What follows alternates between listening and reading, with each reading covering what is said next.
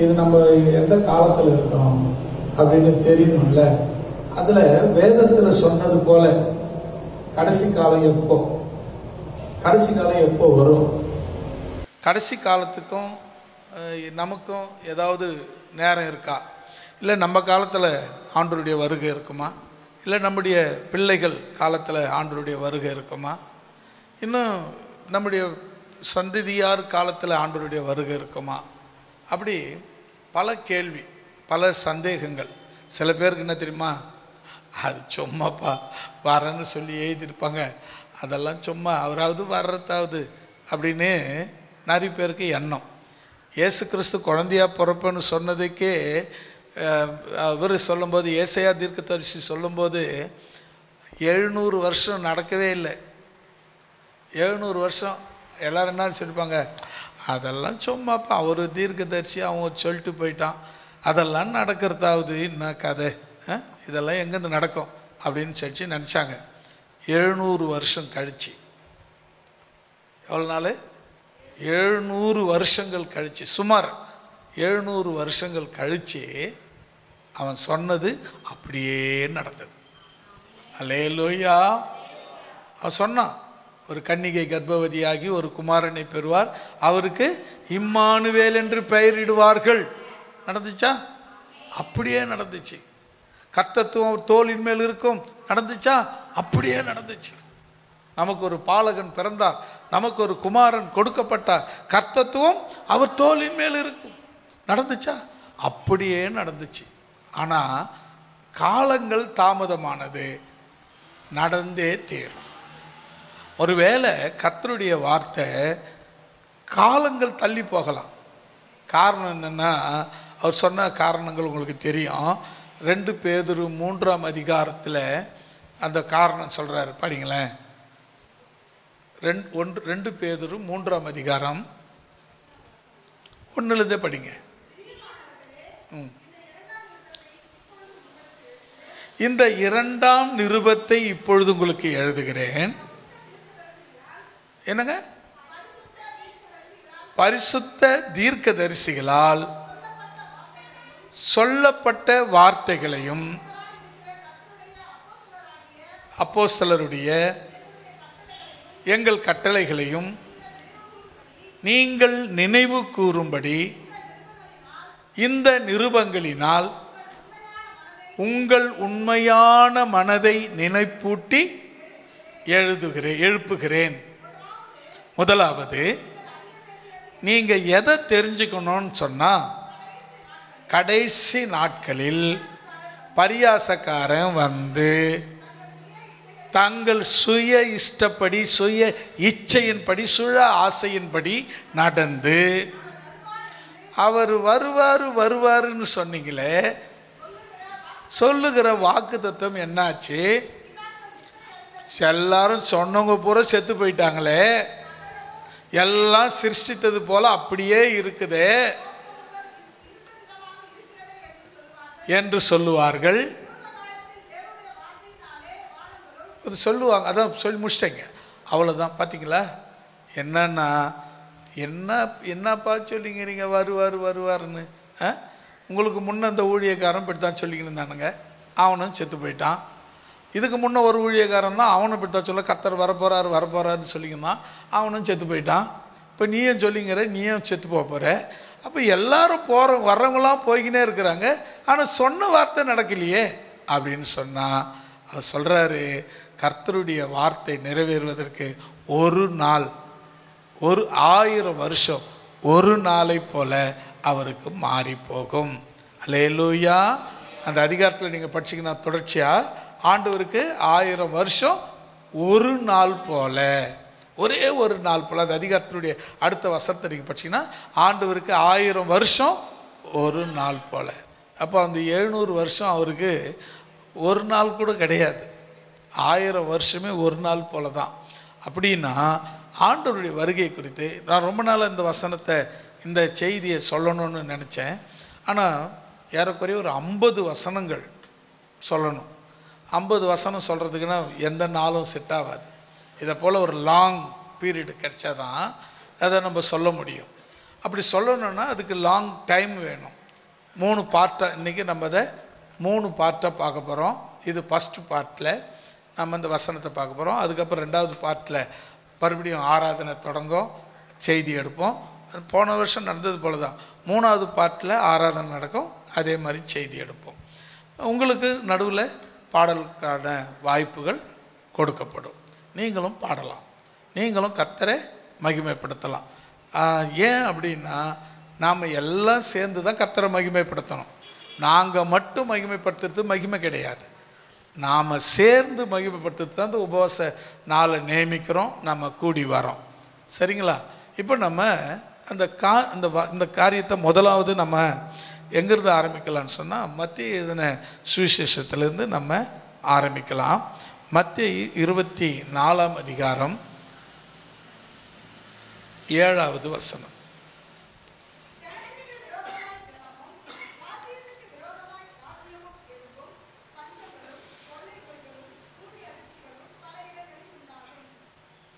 ஆமேன். ஒரு அல்லேலூயா சொல்லலாமா? ஃபஸ்ட்டு நம்ம ஆண்டவருடைய வருகைக்கு அடையாளம் இல்லை கடைசி நாட்களுக்குரிய அடையாளத்தை நம்ம பார்க்க போகிறோம். முதல் அடையாளம் என்னன்னு சொன்னால், இயற்கை நிலையில்லாத உலகம், நிலையில்லாத பூமி, நிலையில்லாத இந்த உலகம், அதுதான் பார்க்க போகிறோம். இப்போ பாருங்கள், உங்களுக்கு தெரிஞ்ச வரலாம், இந்த நீங்கள் படிச்சிங்களா அந்த வசனத்தில், பூமி வெந்து உருகி சாம்பலாய் போகும். அந்த பேதுரு 2 பேதுரு புஸ்தகத்தில் நீங்கள் படிக்கும்போது, தொடர்ச்சியாக படிக்கும்போது, இந்த வானமும் பூமியும் வெந்து உருகி சாம்பலாய் போகும். வெந்து போகும், உருகி போகும், சாம்பலாய் போகும். இது நிலை இல்லாத உலகம். அதுக்கு இந்த வசனங்களை சொல்கிறாரு பாருங்க. இதெல்லாம் அப்படியே நடக்குது. முதல்ல என்ன சொல்கிறாரு? ஜனங்களுக்கு விரோதமாக ஜனங்க எழும்புவாங்க.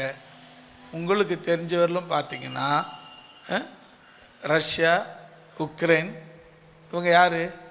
இந்த ஜனத்துக்கு விரோதமாக இந்த ஜனம், இந்த ராஜ்யத்துக்கு விரோதமாக இந்த ராஜ்யம். இஸ்ரவேல், அந்த இது என்ன, பாலிஸ்தீன், காசா, அவங்க நாட்டு கூட சண்டை போட்டுட்ருக்காங்க.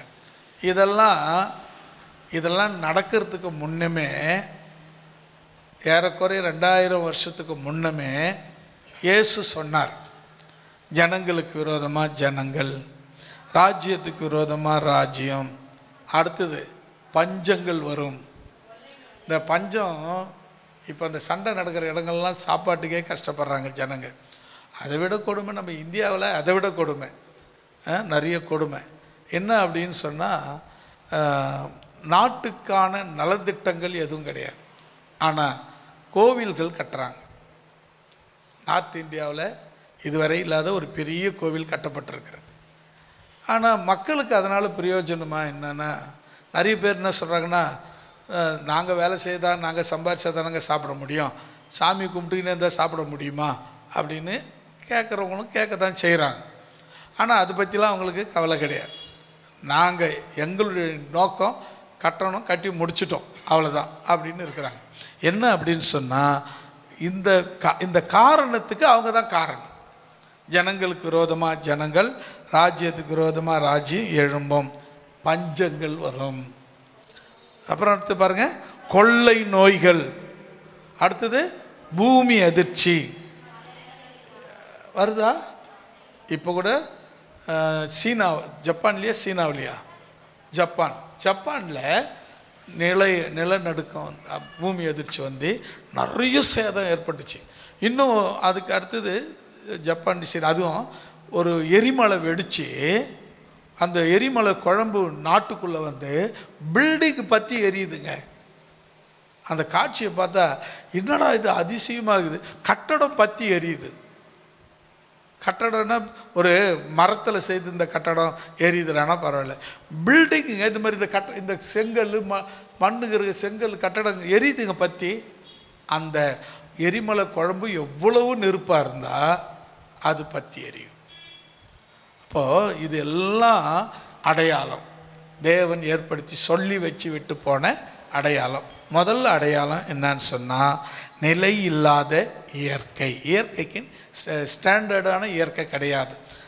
இயற்கை ஸ்டாண்டர்டாக இருக்காது, அடிக்கடி மாறும்னு ஆண்டவர் சொன்னார். அது மாறி மாறி செயல்பட்டு கொண்டு இருக்கிறது. இன்னொரு வசனத்தை கூட நம்ம வாசிக்கலாம். லூக்கா 21:11. 21:11. பல இடங்களில் மகா பூமி அதிர்ச்சிகளும் பஞ்சங்களும் கொள்ளை நோய்களும் உண்டாகும். வானத்தில் இருந்து பயங்கரமான தோற்றங்களும் பெரிய அடையாளங்களும் உண்டாகும். அடுத்தது பார்த்தீங்கன்னா, அவர் லூக்கா சொல்லும்போது சொல்கிறாரு, லூக்கா மத்தேயு சொல்லும்போது சொல்கிற அதே மாதிரி சொல்கிறாரு. ஆனால் சில மாற்றங்களோடு சொல்கிறாரு. பல இடங்களில் மகா பூமி அதிர்ச்சி, சாதாரண பூமி அதிர்ச்சியில் அது பயங்கரமானதாக இருக்கும். பஞ்சங்கள் வரும், கொள்ளை நோய்களும் உண்டாகும். அப்புறம் அது மட்டும் சொல்லலை, வானத்தில் பயங்கரமான தோற்றங்கள் பெரிய அடையாளங்களும் உண்டாகும். இப்போ இது எல்லாம் அடையாளங்கள். இயற்கையினால் தேவன் கடைசி காலங்கிறதுக்கு அல்லது தேவன் வரப்போறாருன்றதுக்கு இது ஒரு அடையாளம். அல்லேலூயா. இப்போ நான் இன்னும் நிறைய அடையாளங்களை சொல்ல போகிறேன். எல்லாம் பைபிளில் ஏற்கனவே குறிப்பிடப்பட்டிருக்கிறது. இதெல்லாம் பல முறை சபையில் பிரசங்கத்தில் ஒன்று அப்படி கொண்டு வருவோம். இப்போ முழுக்க அந்த அடையாளங்களை மட்டும் நம்ம பார்க்க போகிறோம். முழுக்க என்னென்ன அடையாளங்கள் இருக்குது அதை மட்டும் நம்ம பார்க்க போகிறோம். இரண்டாவது, மத்தேயு எழுதின சுவிசேஷம் 24:12.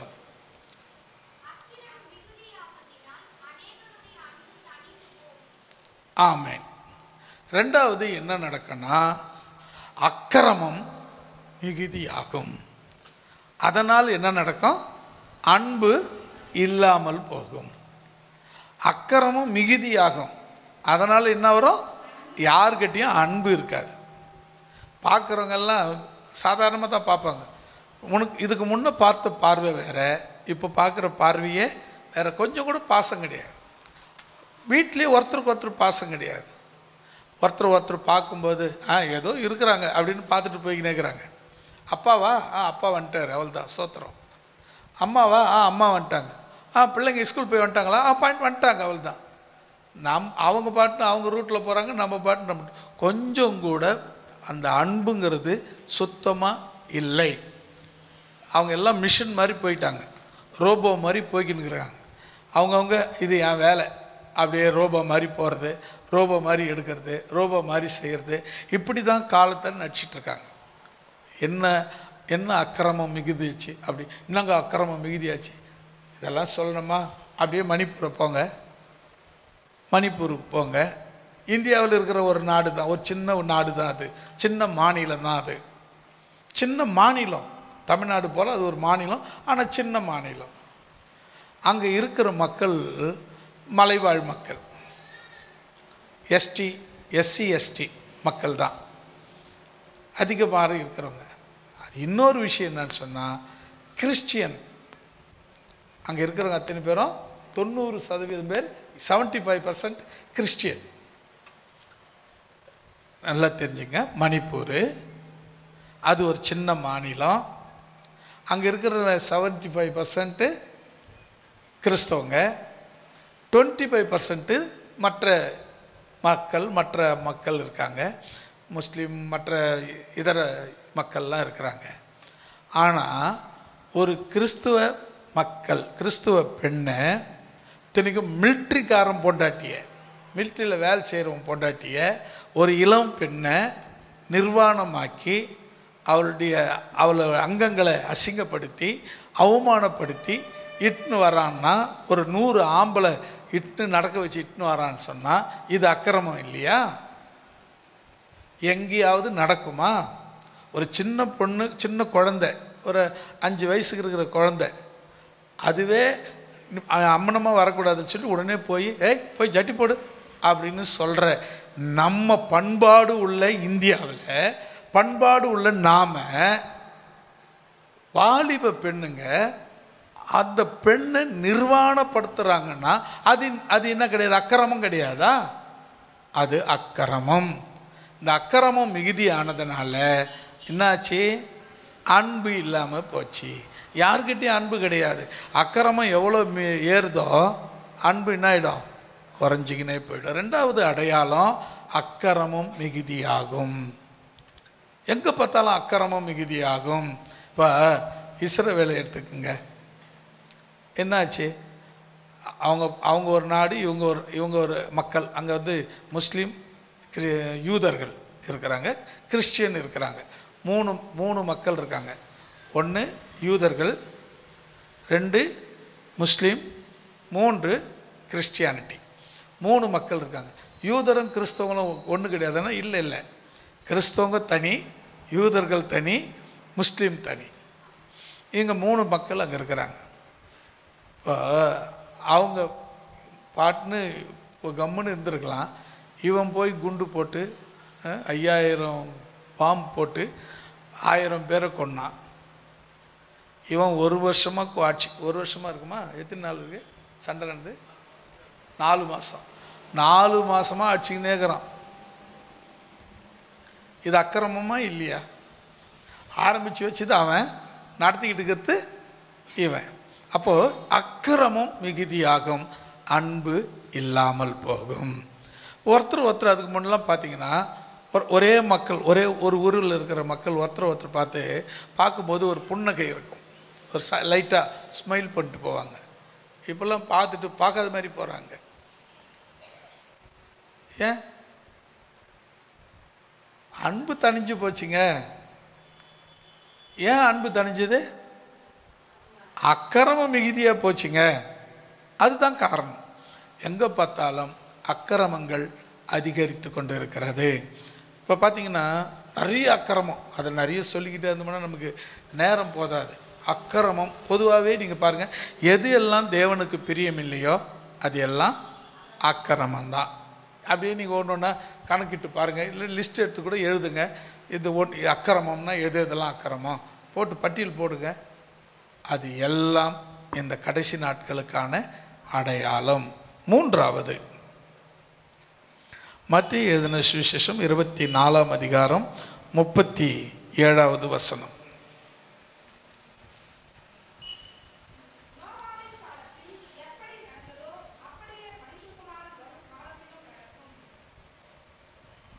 முடிச்சிட்டிங்களா? மறுபடியும் படிங்க.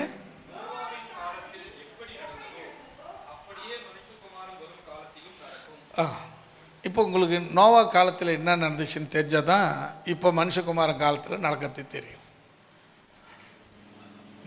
நோவா காலத்தில் என்ன நடந்துச்சுன்னா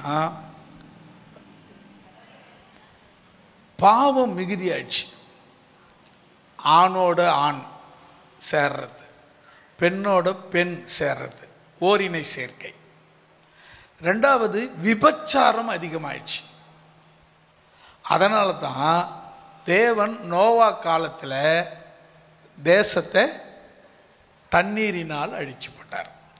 நோவா காலத்தில் 8 பேர் மட்டும்தான் தப்பிச்சாங்க.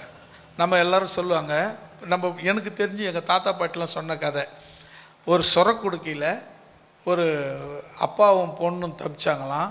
அவங்க மூலமாக தான் இந்த உலகம் மறுபடியும் உண்டாச்சான் அப்படின்னு சொன்னாங்க. சொரக்குடுக்கெல்லாம் கிடையாது, ஒரு கப்பல், ஒரு பெரிய கப்பல் நோவா செய்தார். அந்த பெரிய கப்பலுக்குள்ளே உலகத்தில் இருக்கிற எல்லா ஜீவராசிலையும் ஒவ்வொரு ஜோடி சேர்த்தாரு. பரிசுத்தமானதில் மட்டும் 7 ஜோடி, 7 ஜோடி எடுத்து சேர்த்தாங்க. மனுஷரில் 8 பேர். நோவா மனைவி, நோவாவினுடைய 3 பிள்ளைங்க, நோவாவினுடைய 3 மருமக்கள். மொத்தம் எத்தனை பேர்? 8 பேர் மட்டும்தான் பேழைக்குள்ளே இருந்தாங்க. அப்பாவும் பொண்ணும் கிடையாது. அப்பா, அம்மா, 3 பையன், 3 மருமகன். இப்படி தான். அதாவது தேவன் எப்போவுமே கேவலமான ஜெனரேஷனை உருவாக்க மாட்டார். மனுஷன்தான் கேவலமான ஜெனரேஷன் உருவாக்க. அப்பா, அம்மா, 3 பையன், 3 மருமகள் இருந்தாங்க. அவங்க மூலமாக தான் இது உண்டாச்சு. அப்போ நோவா காலத்தில் என்ன நடந்துச்சு அப்படின்னு சொன்னால், ஏன் நோவா காலத்தில் பூமி அழிக்கப்பட்டது அப்படின்னா, எல்லாரும் விபச்சாரம், வேசித்தனம், பயங்கர பாவம் எல்லாம் செய்தாங்க. ரெண்டாவது அதை விட கொடுமை என்னென்னா, ஆணுக்கு ஆண் பெண்ணுக்கு பெண், ஆணோடு ஆண், ஆணுக்கு ஆண் கல்யாணம் பண்ணிக்கிறது, பொண்ணை கல்யாணம் பண்ணிக்கிறது. இப்போ அது ஆக்கிறதுக்கு முயற்சி பண்ணிட்டு இருக்காங்க. அதை சட்டமாக்கிறதுக்கு முயற்சி பண்ணி. இன்னொரு விஷயம் அதுலேயே லிவிங் டுகெதர், பைபிளில் சொல்லப்படாத ஒரு டுகெதர் என்னன்னா, கல்யாணம் பண்ணிக்காமலே 2 பேரும் சேர்ந்து வாழ்வாங்களாம். பிடிக்கலன்னா நீ எந்த பக்கம் போ, நான் இந்த பக்கம் போகிறேன் அப்படின்னு வாங்கலாம். அப்போது அது என்னன்னா எது குறிக்கிறது? அதாவது விபச்சாரம் குறிக்கிறது. அடுத்து இன்னொருத்தர் 2 சேர்ந்துருப்பாங்க, அவர் பிடிக்கலன்னா இப்படி போயிடுவாங்க. அப்புறம் இன்னொருத்தர் 2 சேர்ந்துருப்பாங்க, அவங்க பிரிஞ்சு போயிடுவாங்க. இது ஆக மொத்தத்தில் பணம் இல்லாமல் விபச்சாரம். அல்லேலூயா. இந்த வசனத்தை நீங்கள் நல்லா படிச்சு பாருங்க. நோவா காலத்தில் என்ன நடந்ததோ அதுவே மனுஷகுமாரன் காலத்திலும் நடக்கும். அதை நீங்கள் அப்படியே நீங்கள் இப்போ நியூஸை பார்த்தீங்கன்னா உங்களுக்கு தெரியும். இந்த ஓரின சேர்க்கை இதை சட்டமாக்கலாமான்னு பார்த்துட்டு இருக்காங்க. சில நாடுகளில் இது சட்டமாக இருக்குது, சில நாடுகளில் ஆணை கல்யாணம் பண்ணிக்கிறான், பொண்ணை கல்யாணம் பண்ணிக்கிறாங்க. எப்படி அப்படின்னு யோசிக்கிறீங்கல்ல? அதுதான் விபச்சாரம், அதுதான் அசுத்தம், அதுதான் தேவனுக்கு பிரியமில்லாத கோரம். அப்போ கவனிச்சு பாருங்களேன், தேவனுக்கு பிரியமில்லாத காரியங்களை நாம் செய்யும் பொழுது தேவனுடைய வருகை அல்லது தேவனுடைய உலகத்தினுடைய கடைசி காலம் நெருங்கி கொண்டிருக்கிறது. 3வது நம்ம பார்த்தோம், நோவா காலத்தில் எப்படி நடந்துச்சோ. என்ன நடந்துச்சு நோவா காலத்தில் அப்படின்னு சொன்னால், ஒழுக்கக்கேடுகள் இருந்துச்சு. ஒழுக்கக்கேடுகள் அதாவது நம்ம பார்த்திங்கன்னா நமக்கு வந்து ரிலேஷன்ஷிப் இருக்குது. அப்பா பொண்ணு அந்த ரிலேஷன்ஷிப் எப்படி இருக்குன்னு சொன்னால் தெய்வீகமானதாக இருக்கும். ஒரு அப்பா தான் மனைவியை தொடுறது ஒரு விதமாக இருக்கும், தொடுதல். அதே தான் பொண்ணு தொடுறது ஒரு விதம் இருக்கும். 2 பேரும் பொண்ணு தான், ஆனால் தொடர விதம் வித்தியாசம் இருக்கும். ஆமாம் தானே? என்ன நீங்கள் யாரும் உங்கள் அப்பாவை பார்க்காத மாதிரியே பார்க்குறீங்க. அப்பா தொடுறதுக்கும் கணவன் தொடுறதுக்கும் வித்தியாசம் இருக்குது. ஆனால் இந்த அப்பா தொடர்றது கணவன் போலவே தொடராரு. இந்த மகள் அப்பாவை அந்நிய புருஷனை போல பார்க்கிறாள். அது ஒழுக்கக்கேடு. நம்ம என்னன்னா நமக்கு ரிலேஷன்ஷிப்பில் நம்ம இப்படி பார்த்தீங்கன்னா பைபிளில் நீங்கள் பார்த்தீங்கன்னா அந்த நம்ம தமிழர்களுக்கு தான் அந்த பண்பாடு அதிகம். ஒருவன் ஒருத்தி. இந்த பண்பாடை பைபிள் சொன்ன பண்பாடை அதிகமாக கடைப்பிடிக்கிறவங்க, அதிகமாக யாரோ ஒருத்தர் 2 பேர் 2 பொண்டாட்டி 3 பொண்டாட்டி வச்சுக்கிறாங்கன்னா அதை கணக்கு சேர்க்காதீங்க. 90% நம்ம தமிழ்நாட்டில் மட்டும்தான் இந்த ஒழுக்கம் இருக்குது. மற்ற எல்லாத்துலேயும் பார்த்தீங்கன்னா ஒழுக்கக்கேடு இருக்குது. யார் வேணாலும் எப்போ வேணாலும் வச்சு ஒன்றா சேர்ந்து வாழலாம், அப்புறம் பிரிஞ்சு போகலாம். பிடிச்சா பிடிச்சு. இப்போ இன்னொரு விஷயம் தெரியுமா, இதில் டிவோர்ஸ் வாங்க வேண்டிய வேலை கிடையாது. பிடிச்சா வாழ்ந்தோமா, வேணான்னா விட்டு போனோமா, அடுத்த ஆள் செட் பண்ணின்னு போனோமா, இது ஒழுக்கக்கேடுன்னு வேதம் சொல்லுகிறது. அல்லேலூயா. ஒழுக்கக்கேடு. அப்போ பாருங்கள் என்னென்ன நடக்குது. யோக காலத்தில் என்னென்ன நடந்துச்சு? ஒழுக்கக்கேடு நடந்துச்சு. அப்புறம் விபச்சாரம் நடந்துச்சு. விபச்சாரம் தப்பே கிடையாதுன்ற மாதிரி நடந்துச்சு. இப்போ உதாரணத்துக்கு மும்பையெல்லாம் விபச்சாரம் விடுதியே லைசன்ஸோடு இருக்குது. அதே நம்ம நாட்டில் அப்படி நம்ம தமிழ்நாட்டில் எடுத்துக்கிட்டுங்க, அப்படி பண்ணாவே உடனே தூக்கி உள்ளே வச்சுருவோம். நம்ம நாட்டுக்குள்ளவே லைசன்ஸோட விபச்சாரம் நடக்குதுங்க. நம்ம இந்தியாவுக்குள்ள மும்பையில் லைசன்ஸோட விபச்சாரம் நடக்குது. அப்போ அது ஒழுக்கக்கேடு இல்லையா? ஒழுக்கக்கேடு. அப்போ கவனிச்சு பாருங்களேன். அடுத்தது 3வது என்ன ஒழுக்கக்கேடு அப்படின்னா ஓரின சேர்க்கை. ஓரின சேர்க்கை. ஆண்டவர் பாருங்க, ஆதாமை படைச்சாரு, ஏவாளை தான் படைச்சார். இன்னொரு ஆதாமை படைக்கலை. ஆதாமை படைச்சாரு, அடுத்தது அவனுக்கு துணையா ஏவாளை தான் படைச்சாரு. ஏவாளை படைச்சவர் உனக்கு துணையா ஆதாமை கொடுக்குறேன்னு சொல்லி கொடுக்காம ஏவாளையே இன்னொரு ஏவாளை கொடுத்துருக்கலாம் இல்லை? தேவன் செய்ததை யார் ஒருத்தர் மாத்துறாங்களோ அது ஒழுக்கக்கேடு, ஓரின சேர்க்கை, இப்படிப்பட்ட பாவங்கள் இருக்கு. இதெல்லாம் இப்போ மிகுதியாயிட்டு இருக்கு. அதாவது நம்முடைய அப்பா காலங்கள், தாத்தா காலங்கள்லாம் ஓரளவுக்கு கட்டுப்பாடாக இருந்துச்சு. இப்போ மிகுதி ஆயிடுச்சு, மிதமிஞ்சு போச்சு. கொஞ்சம் கூட பயமே கிடையாது யாருக்கும், கொஞ்சம் கூட பயப்படுறதே கிடையாது. அப்படியானா என்ன அர்த்தம்? கர்த்தருடைய வருகை சீக்கிரமாக இருக்கு. அல்லேலூயா. நான்காவதாக 2 தீமோத்தேயு 3ஆம் அதிகாரம் 2வது வசனம்.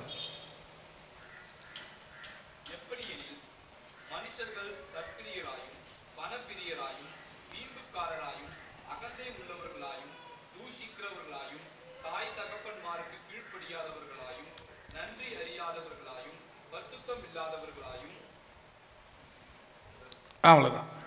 இப்போ நீங்கள் இதில் பார்த்தீங்கன்னா, இதில் நம்ம எடுத்துக்க போகிற விஷயம், இதில் திரும்ப இந்த இன்னொரு இந்த வசனத்தை நம்ம வாசிக்க வேண்டியிருக்கோம். இப்போ நம்ம வாசித்த இந்த பகுதி என்னன்னு சொன்னால், இப்போ நம்ம பார்க்குறோம்ல, நம்ம சில பொருளை பார்க்குறோம், எல்லாம் நமக்கு தெரியும். இப்போ நம்ம கண்ணுக்கு தெரியுது, எல்லாமே நம்ம கண்ணுக்கு தெரியுது. ஒரு சில பொருளை மட்டும் நம்ம என்ன பண்ணுவோம், வாக்குவாதம் பண்ணுவோம். இல்லை இது இப்படி தான். அதுக்கு என்ன பேர்? பிடிவாதம். இன்னும் கூட சொல்லுங்களேன் பார்க்கலாம். தர்க்கம். இன்னும் கூட சொல்லலாம் தர்க்கம். அப்புறம் அகராதி. சூப்பர் வார்த்தை அது. அகராதிவன், அகராதிக்குனே பிறந்தவன் அப்படின்னு சொல்லுவாங்க கிராமத்தில். இந்த வார்த்தையெல்லாம் ரொம்ப முக்கியமாக சொல்லுவாங்க. அகராதி, பிடிவாதம். அப்புறம் என்ன சொன்னீங்க? பிடிவாதம். நீங்கள் தான் சொன்னீங்க பிடிவாதம். அப்புறம் தர்க்கம் பண்ணுறது, வாக்குவாதம். நான் தான் கரெக்டு அப்படின்னு சொன்னாவே அடுத்தவங்க என்ன கிடையாது, கரெக்ட் இல்லைன்றது.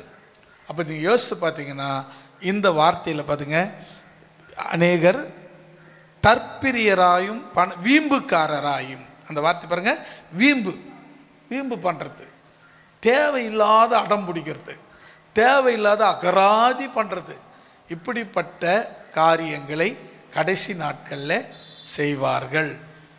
தேவையில்லாத காரியத்தை வீம்பு பண்ணி வாக்குவாதம் பண்ணி அதை ஒரு பெரிய பிரச்சனையாக கொண்டுட்டு போவாங்க. அதை ஒரு பேச்சாக பேசிகிட்டு இருப்பாங்க.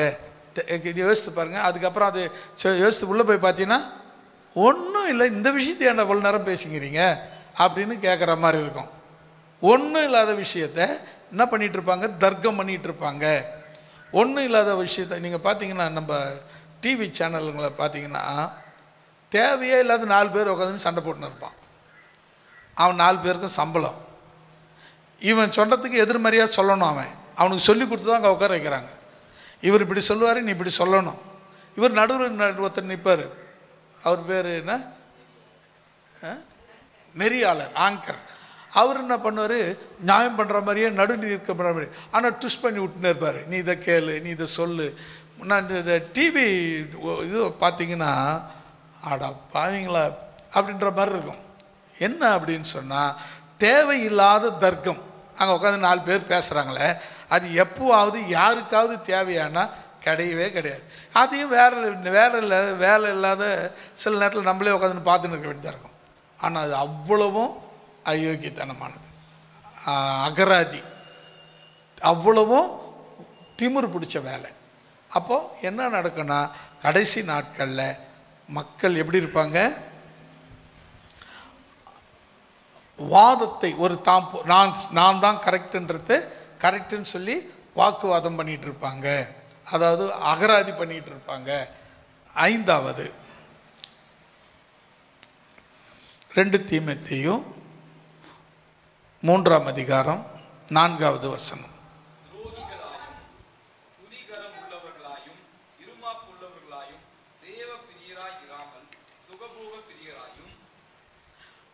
ஐந்தாவது கடைசியில் படிச்சிங்க பார்த்தீங்களா,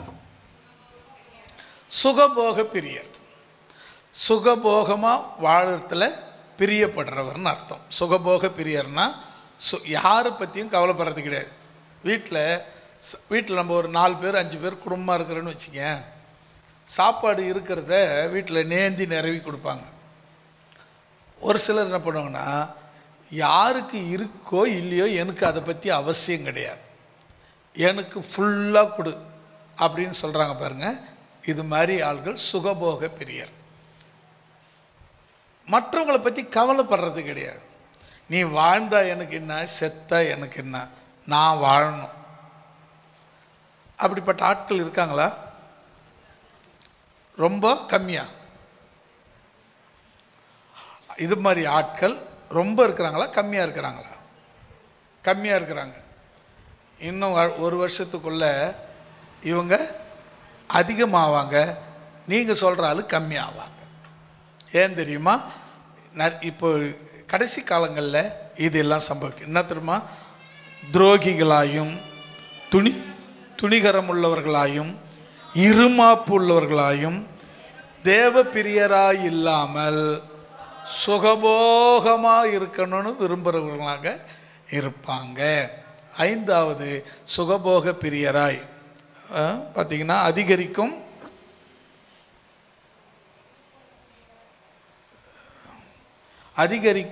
இன்பமே சிறந்த நிலை என்று வாதம் பண்ணுவாங்க என்று, அதாவது இது பண்ணுவாங்க, நான் தான் கரெக்ட்.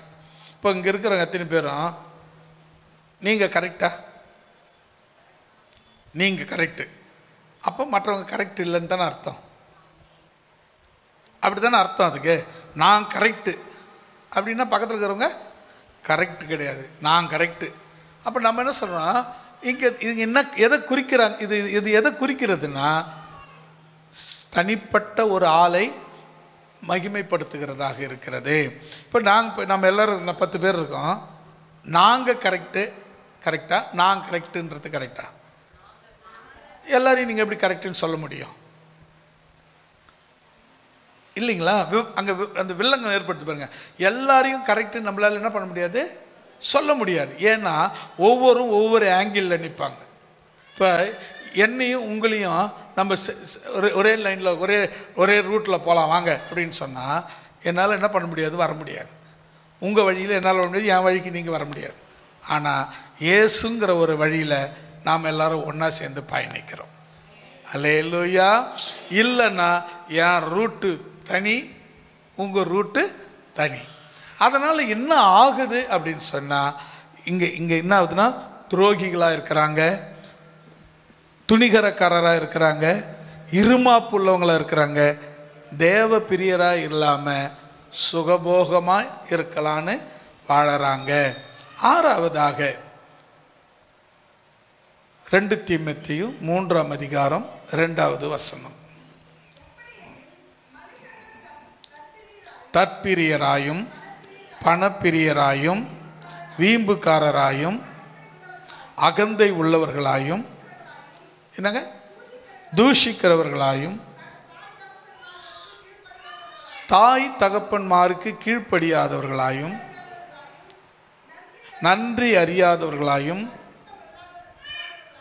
பரிசுத்தம் இல்லாதவர்களாயும் இருப்பாங்க.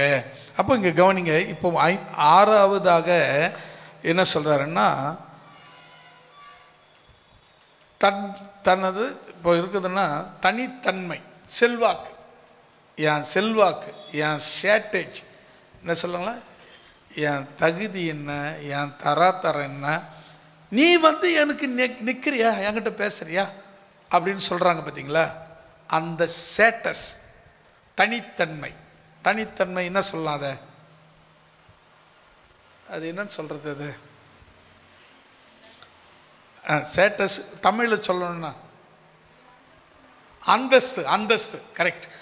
ஏன் அந்தஸ்துன்னா, உன் அந்தஸ்துன்னா நீ நானும் ஒன்றா. நிறைய பேர் சர்ச்சுக்கு இயேசு தேடாதுங்கிறதுக்கு காரணம் என்ன தெரியுமா?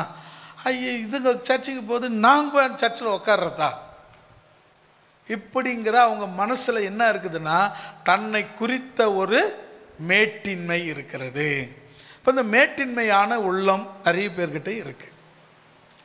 நிறைய இப்போ நம்ம வந்து ஆண்டவர் போதும் டபுக்குன்னு ஓடியாந்து உக்காந்துடுறோம். சில பேர் வரும்போது இப்படி இப்படி பார்ப்பாங்க, இப்படி சுற்றி பார்த்துட்டு அவங்களுக்கு நம்ம யாரை நமக்கு இணையாக நிற்கிறாங்களோ அங்கே தான் போய் உட்காருவாங்க. இது சர்ச்சு ஒரு இடம் கிடச்சிது உட்காரணும்னு இல்லாமல் இப்படி சுற்றி பார்த்துட்டு, இல்லை இவங்கெல்லாம் வேறு ஆளுங்க, நம்ம கொஞ்சம் தனி ஆள் அப்படின்னு சொல்லி சேர் இஷ்டப்பட்டு உட்கார்றாங்கன்னா அவங்களுக்குள்ளே என்ன இருக்குது தெரியுமா? மேட்டின்மை. அதாவது அவங்களுக்குள்ள என்ன, இன்னும் சொல்லணும்னு சொன்னால் கர்வம். நல்ல வார்த்தை தான், நல்ல வார்த்தை தான் அது. கர்வம் பிடிச்சவங்க அவங்க. அப்போ இது அவங்கள தனித்தன்மையாக காட்டணும்னு நினைப்பாங்க. இப்போ எங்கன்னா உட்கார கும்பலில் உட்காரும்போது கொஞ்சம் தனியாக விலகி உட்காருவாங்க. மற்றவங்கெல்லாம் ஒன்று சேர்ந்து போவாங்க. இவங்க தனியாக முன் ஒரு அடி முன்னே போவாங்க, இல்லை ஒரு அடி பின்னால் வருவாங்க.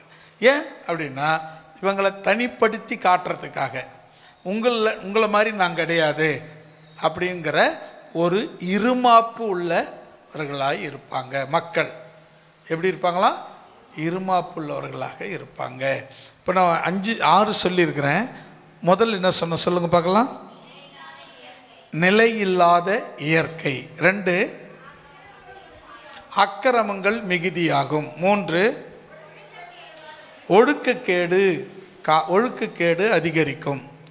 4,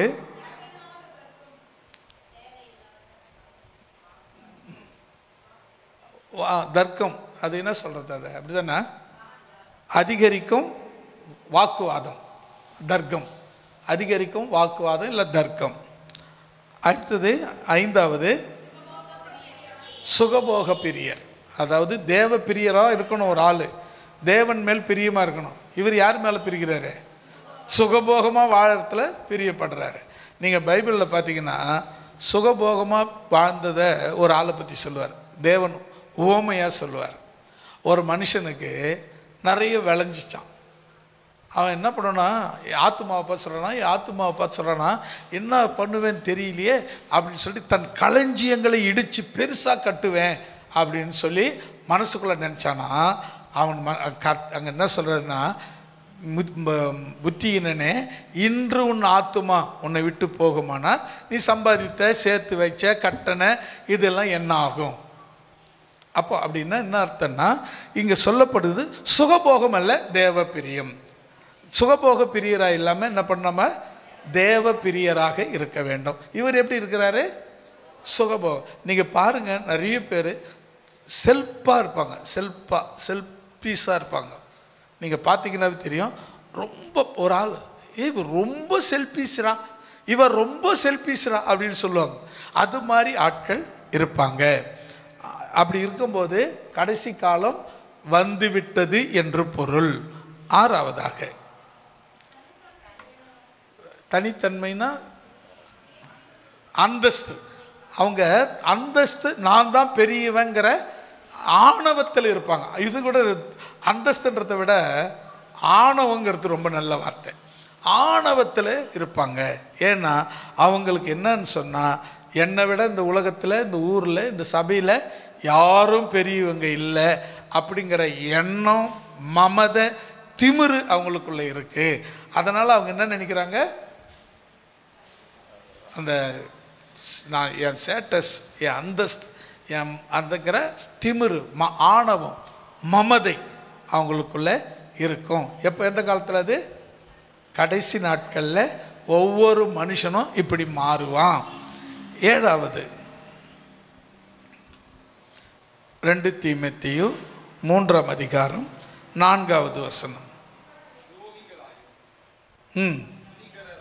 சில வசனங்கள் 2வது வருங்க, ஆனால் சொல்ல போகிற விஷயம் வேறவா இருக்கும்.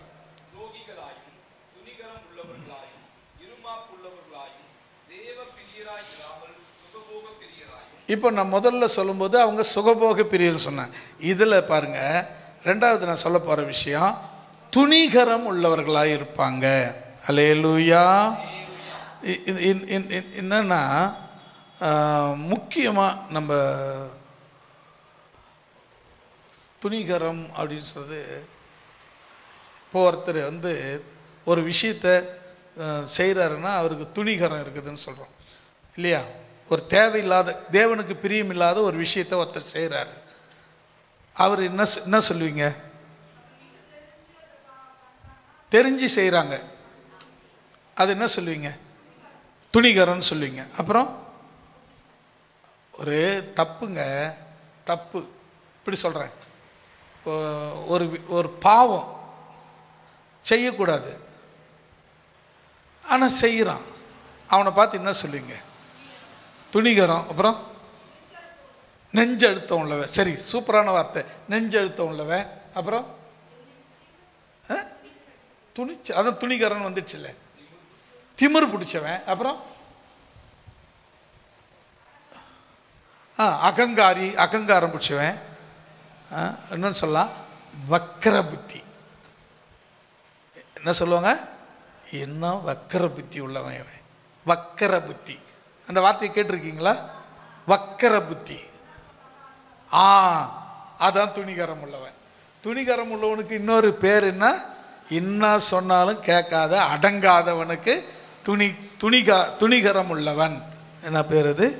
அதன் பட்சம் துணிகரம் உள்ளவர்களாய் இருப்பார்கள். அல்லேலூயா. அடுத்தது 8வது ஏசாயா 5ஆம் அதிகாரம் 20வது வசனம்.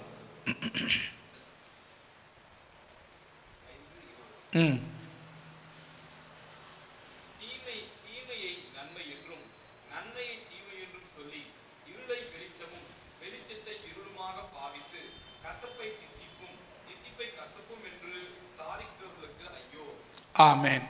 அடுத்தது, கடைசி நாட்களில் மக்கள் எப்படி இருப்பாங்க? படிச்சுட்டு கவனிக்கிறீங்க. தீமையை நன்மைன்னு சொல்லுவாங்க, நன்மையை தீமைன்னு சொல்லுவாங்க, நல்லதை கெட்டதுன்னு சொல்லுவாங்க, கெட்டதை நல்லதுன்னு சொல்லுவாங்க. இதுதான் கடைசி நாட்களில் மக்கள் இருப்பாங்க. இது ஒரு அடையாளம். அதாவது தேவன் கடைசி காலத்தை குறிச்சிருக்கிறாருன்னா இது ஒரு அடையாளம். நீங்கள் பாருங்கள், யாராவது ஒருத்தர் நல்லதை கெட்டதுன்னு சொல்கிறாங்கன்னா அவங்க யார்? அவங்க இந்த கடைசி காலத்துக்கு காண்பிக்கிறவங்க இவங்க தான். கடைசி காலம் வந்துடுச்சுன்னு காண்பிக்கிறவங்க இவங்க தான். பாருங்கள், தீமையை நன்மைன்னு சொல்லுவாங்க, நன்மையை தீமைன்னு சொல்லுவாங்க, இருளை வெளிச்சம்னு சொல்லுவாங்க, வெளிச்சத்தை இருளுன்னு சொல்லி பாவித்து, தித்திப்பை கசப்புன்னுவாங்க, கசப்பை தித்திப்புன்னு சொல்லுவாங்க. அப்போ என்னன்னா, இவங்க சொல்கிறது எல்லாமே ஏடாகூடமாகவே இருக்கும்.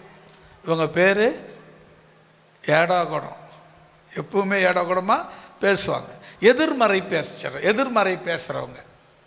எப்பெல்லாம் எதிர்மறை பேசுகிறவங்க அதிகரிக்கிறாங்களோ அப்போவே நீங்கள் யோசிச்சுங்க, கடைசி காலம் வந்து விட்டது.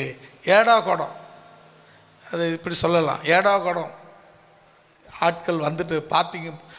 ஏடாகூடமான ஆட்கள் எங்கேயோ ஒருத்தர் இருந்தால் ஓகே, ஆனால் எங்கே பார்த்தாலும் இருக்கிறாங்கன்னு சொன்னால் நீங்கள் புரிஞ்சுக்குங்க, கடைசி காலத்துக்கு நம்ம வந்துட்டோம். அல்லேலூயா. கடைசி காலத்துக்கான அடையாளம் 9வது ஏசாயா 28:7.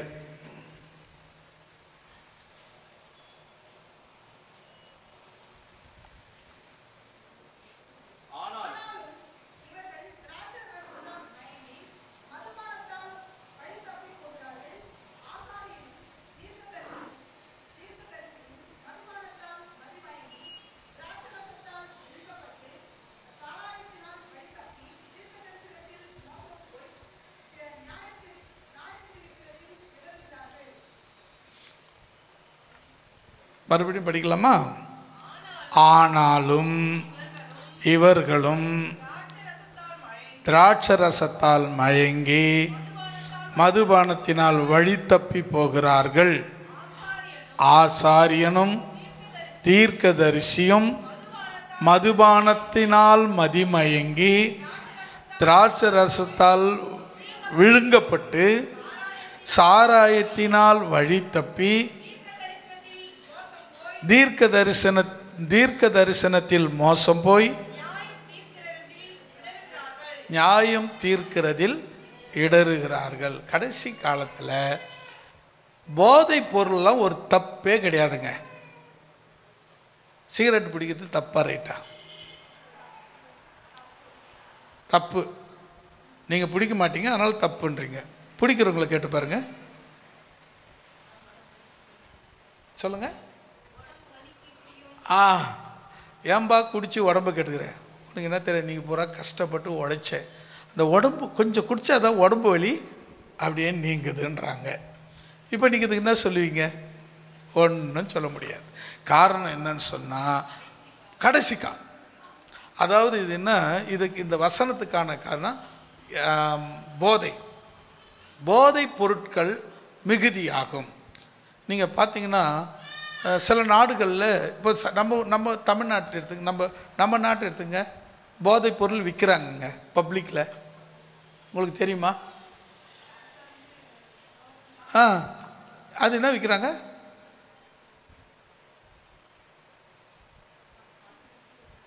என்ன தெரியவே தெரியாதா? என்ன விற்கிறாங்களா? என்னது கவர்மெண்ட்டு? அது என்னது? இது மதுபானம்.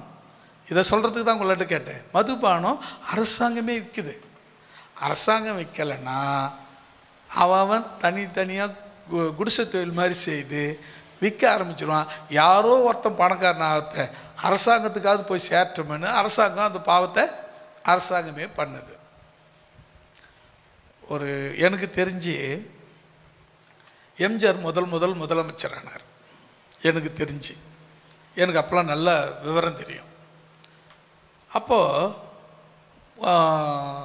வந்த உடனே மதுபான கடைகள்லாம் இருக்கவே கூடாது. கள்ளச்சாராயம், மதுபானம் எல்லாத்தையும் ஸ்டாப் பண்ணிட்டார்.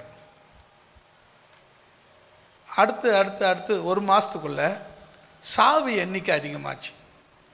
என்னடானா சாராயத்துக்கு பதிலாக சாராயத்தை குடிச்சிட்டு அது கூட இன்னொரு ஆர்எஸ் இன்னமும் சொல்லுவாங்க, இன்னமும் சொன்னாங்க. அதை நான் படித்த மறந்துட்டேன். அதில் கலக்கி அதை குடித்து நிறைய பேர் சாக ஆரம்பிச்சிட்டாங்க. எம்ஜிஆர் பார்த்தாரு, என்னடா இவனுங்க நம்ம குடியை நிறுத்தினா மக்கள் வாழ்வாங்கன்னு பார்த்தா சாவு எண்ணிக்கை அதிகமாச்சுன்னு சொல்லி அவர் என்ன பண்ண தெரியுமா? சாராய கடையை திறந்தார். முதல் சாராய கடையை திறந்தவர் எம்ஜிஆர் தான். என்ன பண்ண தெரியுமா? கடாமார்க்கு சாராயம், ஒரு பெரிய பாட்டில், 1 லிட்டர் பாட்டிலு, பெரிய பாட்டிலு, அது பேர் கடாமார்க்கு. அந்த கடையில் முதல் நான் தான் வேலை செய்தேன். அதனால தான் அவ்வளோ அக்குரேட்டாக தெரியும். யோசித்து பாருங்களேன். அந்த அந்த அந்த அந்த அந்த சூழ்நிலை போதைப் பொருட்கள் எங்கே பார்த்தாலும் பெருகி இருக்கும். தமிழ்நாட்டில் போதைப் பொருள் அதிகமாய் பெருகி இருக்கிறது. அதாவது அவனுக்கு போதை வரணும்னா என்ன வேணாலும் செய்கிறான். இப்போ சில நேரத்தில் பார்த்திங்கன்னா பள்ளிக்கூடத்தில் பிள்ளைங்களுக்கு அந்த பவுட்ரு சொல்லுவாங்க. அது என்ன பேர்? அது இல்லை, ஆன்ஸ் இல்லை, ஆன்ஸும் பழக்கப்படுத்திட்டாங்க. ஆன்ஸை பசங்க என்ன பண்ணுறாங்க, நாக்குக்குள்ளேயே உதட்டுக்குள்ளேயே எங்கேயோ போட்டு நுந்தி வச்சுக்கிறானுங்க. தெரியவே மாட்டேங்குது. அப்படியே ஒரு மயக்கத்திலேயே நடக்கிறான், மயக்கத்திலேயே போகிறான், மயக்கத்திலேயே இருக்கிறான். காரணம் என்ன? இதெல்லாம் பெருகிறதுக்கு காரணம் என்னென்னா கடைசி காலம். அல்லேலூயா. கடைசி காலத்தில் இது எல்லாம் வரும். இப்போ சாராயம் அரசாங்கமே விற்கிறதுக்கு காரணம் என்ன? கடைசி காலம். அல்லேலூயா. அரசாங்கத்துக்கு சாவட்டுமே, சாவரமெல்லாம் சாவட்டுமே, குடிச்சு கள்ள சாராயத்தை கண்ட சாராயத்தை விவாதி அப்படி சாவட்டுமே அப்படின்னு விட முடியல. பார்த்தீங்களா? ஏன் தெரியுமா? அந்த வருமானம் நம்ம கஜானாவுக்கு வர வேண்டும் என்கிற பெரிய எண்ணமே தவிர மக்கள் செத்துடுறாங்கன்ற எந்த எண்ணம் யாருக்கும் கிடையாது. அப்போ கவனிச்சு பாருங்க. எத்தனை? 9வது அதிகரிக்கும் போதைப் பொருட்கள். சாராயம், ஆன்ஸு அப்படின்னு அந்த பேர் வந்துட்டுனே, பவுன் சுகர், ப்ரௌன் சுகர், அப்புறம் கஞ்சா. கரெக்ட், கஞ்சா. இதெல்லாம் போதைப் பொருட்கள் அதிகரிக்கிறது. பார்த்திங்கன்னா இதெல்லாம் வந்து சாதாரணமாக ஆகிப்போச்சு. இப்போ சாதாரணமாக ஆகிப்போச்சு. எனக்கு தெரிஞ்சு நானே ஒரு முறை கல் குடிச்சிட்டு ஸ்கூலுக்கு போனேன். அப்போல்லாம் 9th படிக்கிறேன். எனக்கு பாவம்லாம் தெரியாது. அப்போது நான் அப்போல்லாம் இயேசுவே எனக்கு தெரியாது. பாவன்றது ரெண்டாவது. இயேசு தெரிஞ்சவங்களுக்கு தான் பாவம் தெரியும். இயேசு தெரியாதவங்களுக்கு பாவம்னா என்னன்னே தெரியாது. எப்போ இயேசு தெரியுதோ அப்போ தான் நமக்கு பாவம் தெரியும். 9th படிக்கும்போது ஒரே மரத்து கல் அப்படின்னு சொல்லி கொடுத்தாங்க. ஒரு கிளாஸ், பெரிய கிளாஸ், ஒரு கிளாஸ் இவ்வளோ பெருசு இருக்கும். எப்படியும் ஒரு 250-300 ml இருக்கும். தித்திப்பாக தான் இருந்துச்சு. வாங்கினேன், கொடுத்தாங்க. கொஞ்சம் வாய வச்சு பார்த்தேன், தித்திப்பாக இருந்துச்சு. வெள்ளம் மாதிரி இருந்துச்சு. வெள்ளம் மாறிக்குதுன்னு ஊற்றிட்டேன். அவ்வளோதான். இங்கேருந்து தடமாறிக்கினே 5 கிலோமீட்டர் போனேன் ஸ்கூலுக்கு. நான் எங்கள் வீட்டிலேருந்து 5 கிலோமீட்டர் ஸ்கூலு, செய்யூர் பக்கம். தடமாடிக்கினே போனேன். போய் உக்காந்ததுலேருந்து தூங்கிக்கினே இருக்கிறேன். வாஜார் அடித்து பார்த்தாரு, சொர்ணம் இல்லை. பொட்டுன்னு முதுமலை வச்சு பார்த்தாரு, சொர்ணம் இல்லை. குச்சி வச்சு டப்புன்னு அடித்து பார்த்தாரு, சொர்ணம் இல்லை. என்ன கேட்டார், என்னடா? தெரில சார், மயக்கமாகுது. சரி, எதுவும் உடம்பு சரியில்லை பழுத்துன்னு விட்டார். ஆனால் உண்மை என்ன தெரியுமா? போதை. அல்லேலூயா. இன்றைக்கி பிள்ளைகள் கூட, சிறு பிள்ளைகள் கூட போதைக்கு அடிமையாக இருக்கிறாங்க. அதுக்கு காரணம் என்ன? கடைசி காலம். அல்லேலூயா. 10வதாக 1 தீமோத்தேயு 3ஆம் அதிகாரம் 5, 6, 7 ஆகிய வசனங்களை வாசிக்கலாம்.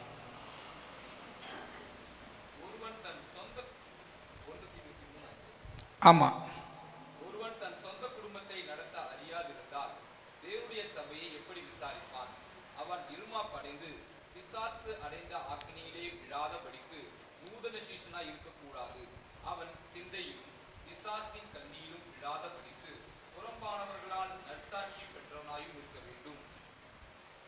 ஆமேன். அல்லேலூயா சொல்லமா? இப்போ நீங்கள் இதிலிருந்து நம்ம தெரிஞ்சுக்க வேண்டிய விஷயம் என்னன்னு தெரியுமா? இப்போ நான் உங்களுக்கு இதை படிச்சுட்டுன்னா உங்களுக்கு தெரியாது. நான் சொல்கிற போது தான் உங்களுக்கு தெரியும்.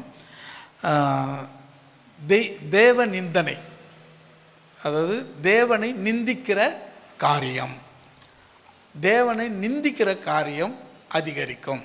இப்போ ஒரு விசுவாசி அப்படின்னு எடுத்துக்கங்களேன். அவங்க எப்படி இருக்கணும்?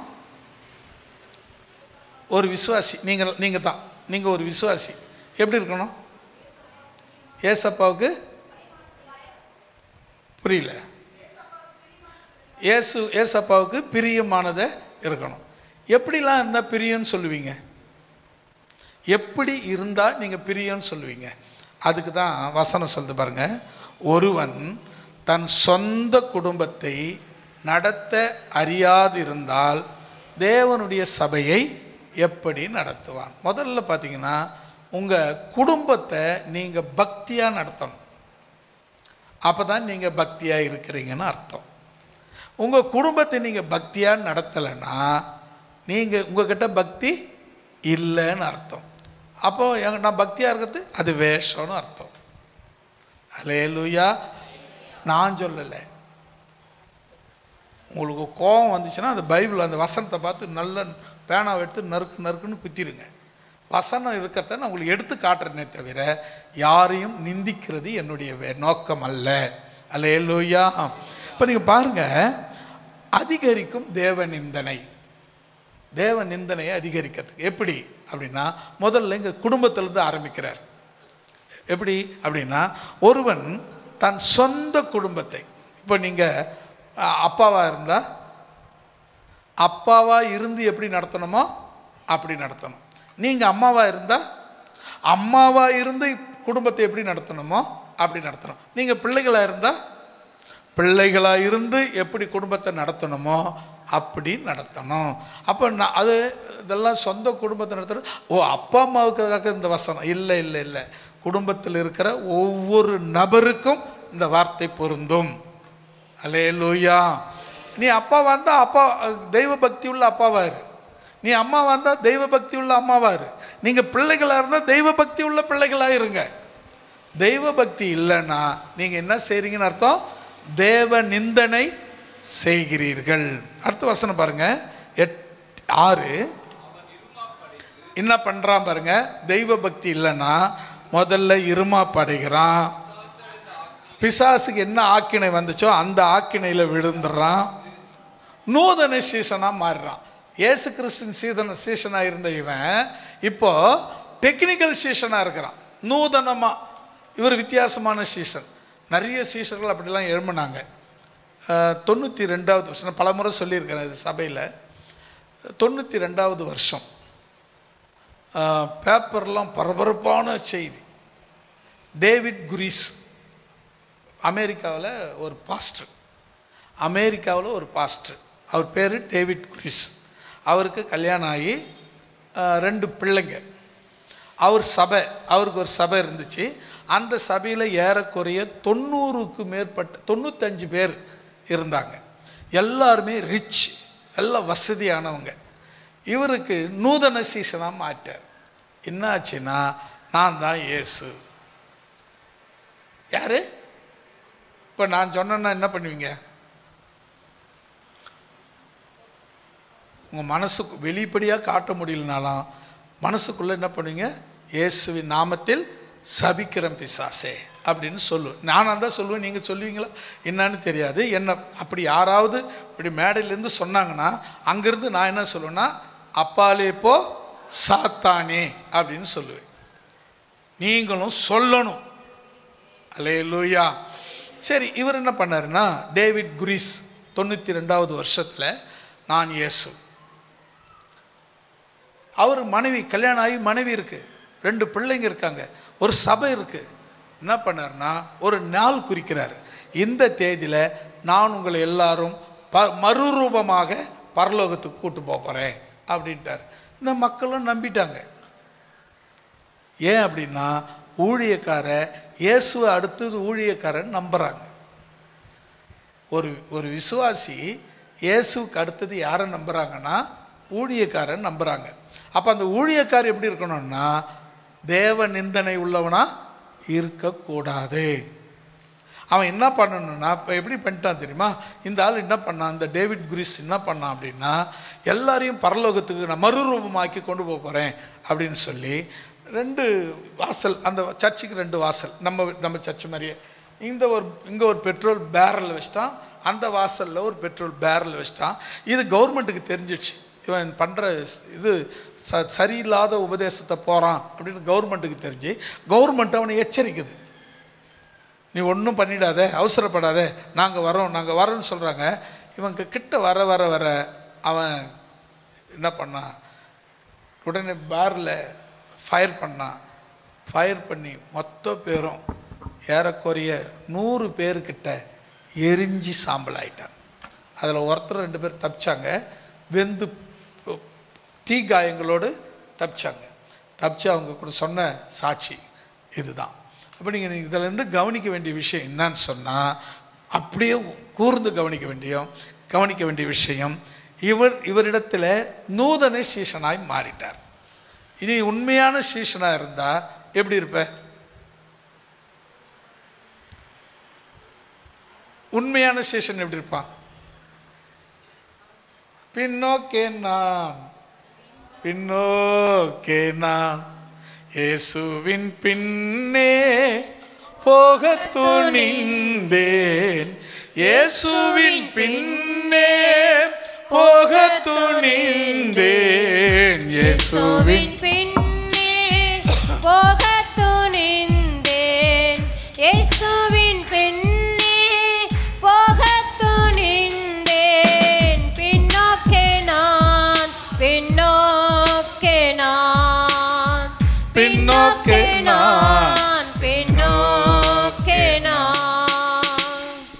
இப்போ நூதன சீசனாக தான் என்ன பண்ணணும் தெரியுமா? நூதன சீசனாக தானே முன் செல்ல மாட்டேன்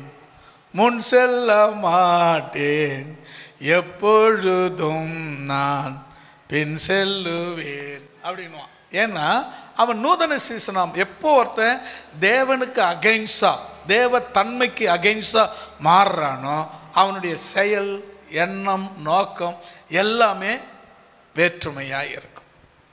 அல்லேலூயா. படிங்க, கவனிங்க. அந்த 6வது வசனத்தை படிங்க. அவன் இருமாப்படைந்து பிசாசின் ஆக்கினையிலே விழாதபடிக்கு நூதன சீசனா இருக்கக்கூடாது. நூதன சீசன்னா எப்படி இருப்பாங்கன்னா,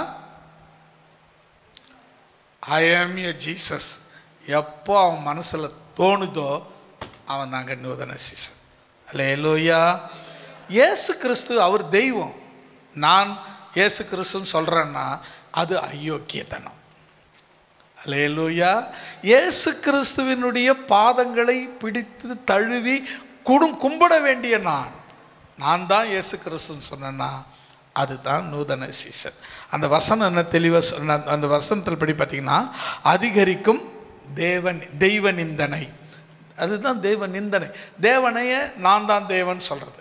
நீ சாதாரண மனுஷன், நீ போய் ரோட்டில் நின்றுங்கிற, நாய் வந்துச்சு உன் மேலே காலை தூக்கி ஒன்று கழிச்சிட்டு போகுது, நீ தெய்வமா? சாதாரண மனுஷன். நீ எப்போ தெய்வம்னு சொல்கிறியோ, நான் தான் இயேசுன்னு சொல்கிறியோ, அப்போவே நீ தேவ நிந்தனை செய்துட்ட. அல்லேலூயா. ஏன்னா இயேசுக்குரிய இடத்துல யாரும் வரக்கூடாது, வர முடியாது. இப்போ நீங்கள் உங்கள் பிள்ளைங்களுக்கு அப்பாவா அம்மாவாக இருக்கலாம். ஓகே, நீங்கள் உங்கள் பிள்ளைங்களுக்கு அப்பாவாகவும் அம்மாவாகவும் இருக்கலாம்.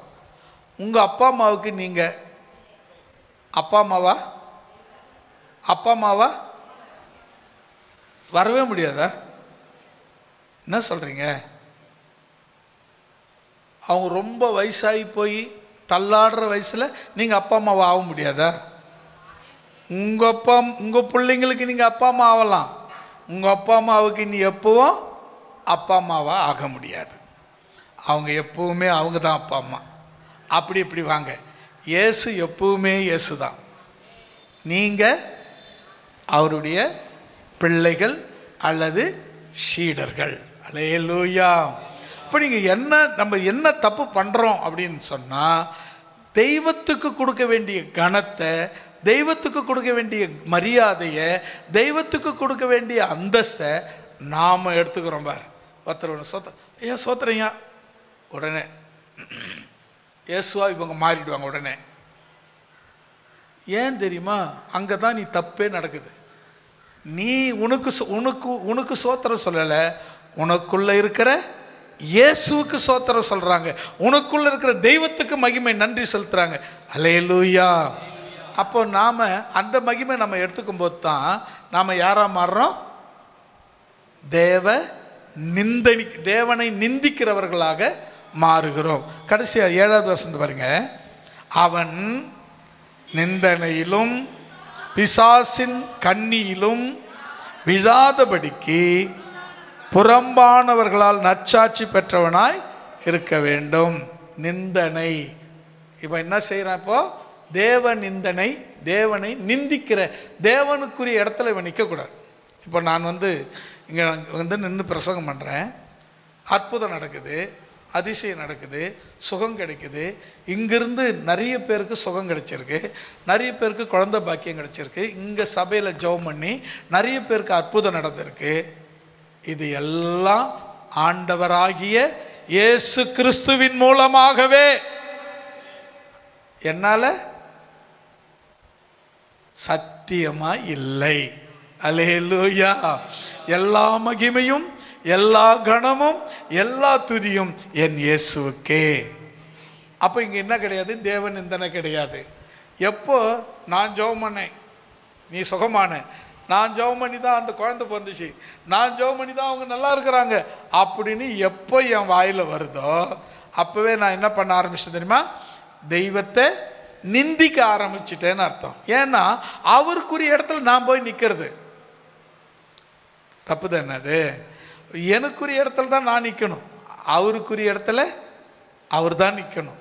அப்போது என்னது? 10வது மக்கள் எல்லாரும் எப்படி இருப்பாங்களாம்? தேவனை நிந்திக்கிறவர்களாக இருப்பார்கள். தேவ நிந்தனை பெருகுச்சுன்னா, முதல்ல நம்ம மதுபானம்னு சொன்னோம் பார்த்தீங்களா, இன்றைக்கி நிறைய ஊழியக்காரங்களே மதுபானத்துக்கு அடிமையாக இருக்கிறாங்க, போதைப் பொருளுக்கு அடிமையாக இருக்கிறாங்க, தெரியாமல் உபயோகப்படுத்துகிறாங்க. தெரிஞ்சால் தானே தப்பு, விசுவாசிங்களுக்கு தெரியக்கூடாதுங்க, அவ்வளோதான். ஆமாம், உண்மைதான். ஆனால் ஒருத்தர் அங்கேருந்து மேலேருந்து பார்த்துக்கின்னு இருக்கிறாரு, அவர்கிட்ட எப்படி மறைக்கிறது? நான் நடக்கிறது தெரியுது, நான் உட்கார்றது தெரியுது, நான் படுக்கிறது தெரியுது, இது எல்லாமே தெரிஞ்சவருக்கு நான் செய்யறது தெரியாதா? பட்டம் பகல் வெளிச்சமாக தெரியும் அவருக்கு, உங்களுக்கு மறைக்கலாம், அவர்கிட்ட மறைக்கவே முடியாது. போதைப் பொருளுக்கு அடிமை. சில பேர் சும்மா கொஞ்சம் ஒரு அவுன்ஸ், அது ராத்திரியில் தூக்கம் வரல, அதனால ஒரு அவுன்ஸு அப்படி குடிப்பார். அடா படுபாவி முட்டாளே, விஷம் கொஞ்சமாக குடிச்சாலும் அது விஷம்தான், ரொம்ப குடிச்சாலும் விஷம்தான்.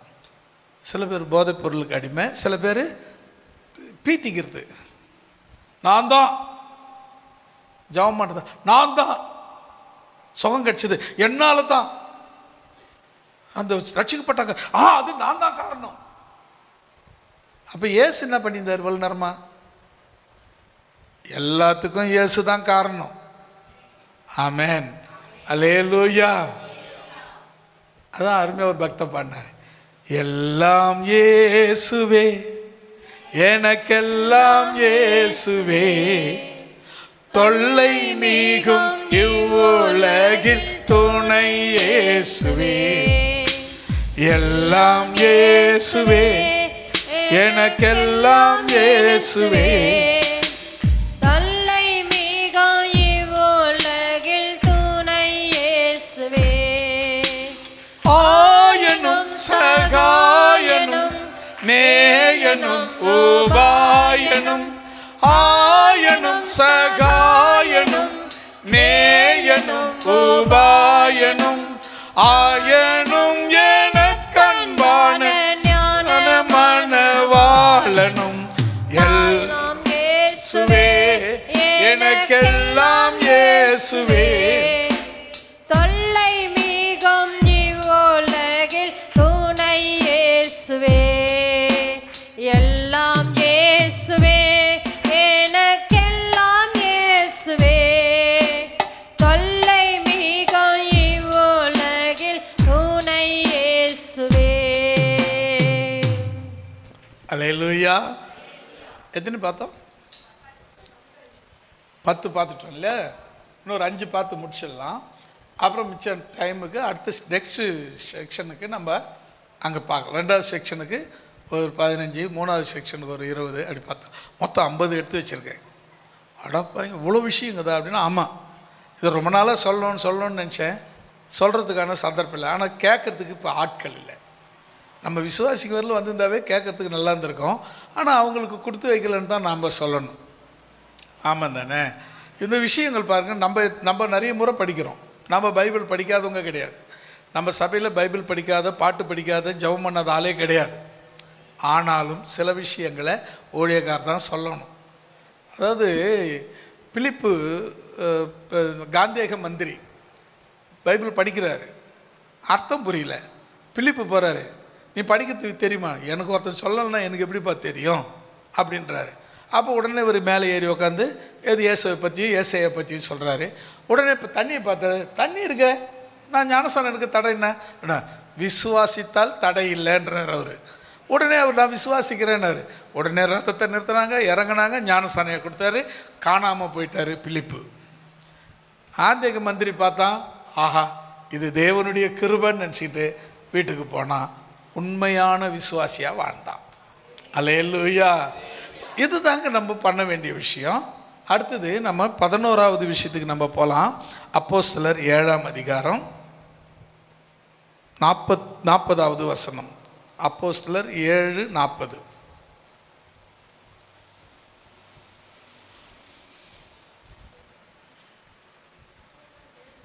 7:40.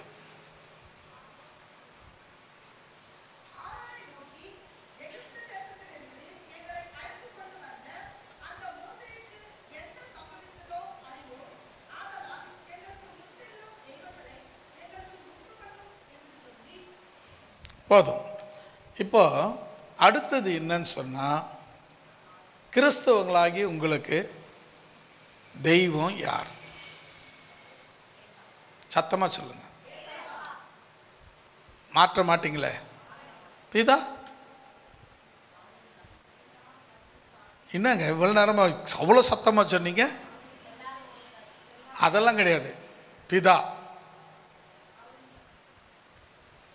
சரி, பரிசுத்த ஆவியானவர்? இப்போ தான் முதல்ல சொன்னீங்க இயேசு தான் தெய்வம், நீங்கள் அப்புறம் மாற்றிக்கிறீங்க. அப்படின்னா 3 தனித்தனியாக பிரித்து பார்க்கக்கூடாதுன்னு அர்த்தம். 3ம் ஒன்றாக இருக்கிறாங்க, மூவரும் ஒன்றாக இருக்கிறாங்க. பிதா தான் இயேசு, இயேசு தான் பரிசுத்த ஆவி.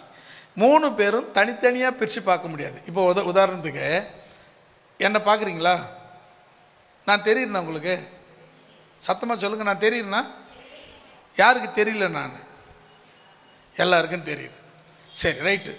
இப்போ என் உயிர் எத்தனை பேருக்கு தெரியுது? என்னங்க யாருக்குமே தெரியலையா? என் உயிர் தெரியுதா இல்லையா? தெரியலையா? தெரியுதா? உயிர் தெரியுதா தெரியலையா?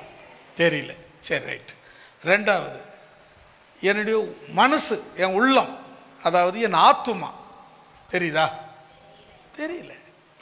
அதே போல தான் இயேசு நமக்கு தெரிவார். ஆவியும் ஆத்துமாவும் அவருக்குள் இருந்து மறைந்து இருப்பார்கள். அதுபோல ஒவ்வொரு மனுஷனுக்குள்ளும் ஆவி ஆத்மா சரீரம் எப்படி ஒன்று சேர்ந்தா ஒரு மனுஷனாக இருக்கிறானோ, அதே போல தான் பிதா இயேசு பரிசுத்த ஆவியானவர் ஒன்று சேர்ந்த ஒரே தெய்வமாக இருக்கிறார்கள். அல்லேலூயா. இப்போ இங்கே நடக்கிற விஷயத்தை கவனிங்களேன். இஸ்ரவேல் ஜனங்க எகிப்திலிருந்து வெளியே கொண்டு வரப்படுறாங்க. 10 விதமான அற்புதங்கள் வாதைகளினாலே இஸ்ரவேலுக்கு அற்புதம், எகிப்துக்கு அது வாதை. அற்புதம் செய்து கொண்டாடுறாங்க. ஒரு சீனாய் மலைன்ற ஒரு மலைக்கிட்ட வந்து அவங்கள கொஞ்ச நேரம் உட்கார வச்சுட்டு மோசேயும் யோசுவாவும் மேலே ஏறி போகிறாங்க. மலைக்கு மேலே போய் ஜெபம் பண்ணிட்டு வரேன், ஆண்டவரோட நான் பேசிட்டு வரேன்பா அப்படின்னு, இங்கே இருங்க, மலைக்கிட்ட வராதிங்க, மலை மேலே யாரை ஏறாதீங்க அப்படின்னு ஒரு சில கண்டிஷன்லாம் போட்டு மேலே போகிறாங்க. போனவங்களுக்கு ஒரு 40 நாள் ஆயிடுச்சு. வர்றதுக்கு ஆண்டவர் பேசிக்கிட்டே, ஆண்டவர் கூட பேசிக்கிட்டே இருந்தாங்க. நாள் போனது தெரியல, 40 நாள் போயிட்டு இருக்குது. இவங்க கீழே இருக்காங்க. இஸ்ரவேல் ஜனங்க என்ன பண்ணாங்க, ஆரோன் தான் விட்டு போயிடுறாரு துணைக்கு கூட. ஆரோன் கிட்ட கேட்குறாங்க, ஏம்பா எங்களை எகிப்திலேருந்து கொண்டாந்தாரு மோசே, அவருக்கு என்ன ஆச்சோ ஏதோ ஆச்சோ தெரில, மலைக்கு மேலே போனார், செத்துக்கித்து தொலைச்சிட்டார் பொழுது, என்ன பண்ணு, எங்களை வழிநடத்தின தெய்வத்தை காட்டு, இல்லைன்னா எங்களை வழி நடத்தின தெய்வம் இப்போ எங்களுக்கு வேணும் அப்படின்னா. உடனே அவன் என்ன பண்ண, நீங்கள் போட்டுங்கிற நகைகள்லாம் கொடுங்கடா அப்படின்னு அதை கொண்டு போய் ஒரு நெருப்பில் போட்டான். அது இன்னும் கண்ணுக்குட்டி ஆயிடுச்சு. அப்புறம் அந்த கண்ணுக்குட்டி தான் தெய்வம்னா. எங்கே விக்கிரக ஆராதனை ஆரம்பிச்சிச்சுன்னா அங்கேயே ஆரம்பிச்சிச்சு. ஏன் அங்கே ஆரம்பிச்சதுன்னு நான் சொன்னால், இவன் 430 வருஷம் எகிப்தில் இருந்தான். எகிப்து விக்கிரக ஆராதனை நிறைந்த ஊர். எகிப்தில் நம்ம இப்போ அந்த 2 வாரமாக பார்த்தேன்ல, எகிப்தில் எப்படி எதெல்லாம் சாமி, தவளை பாம்பு இதெல்லாம் சாமின்னு பார்த்தேன்ல, அதுபோல் அந்த இடத்துல இருந்தவனுக்கு, அந்த இடத்துல 430 வருஷம் வாழ்ந்தவனுக்கு இங்கே வெளியே வந்தவொடனே தேவனை தெய்வமாக அறிய தெரியல. இப்போ அவன் கேட்குறான், எது எனக்கு நடத்துகிற தெய்வம்னா, கண்ணுக்குட்டி காமிச்ச உடனே கண்ணுக்குட்டிக்கு முன்னே ஆடி பாடி ஆராதிக்க ஆரம்பிச்சிட்டான். ஆண்டவருக்கு கோபம் வர ஆரம்பிச்சுது. அங்கே பெரிய சங்காரத்தை உண்டாக்குனார், தண்டிக்க ஆரம்பித்தார். அப்போ யோசித்து பாருங்கள், அவனுக்கு என்னன்னா எதையாவது ஒன்று நிற்கணும், அது ஆடோ மாடோ நாயோ எதுவாவது நிற்கணும், அதை அவன் கும்பிடணும்.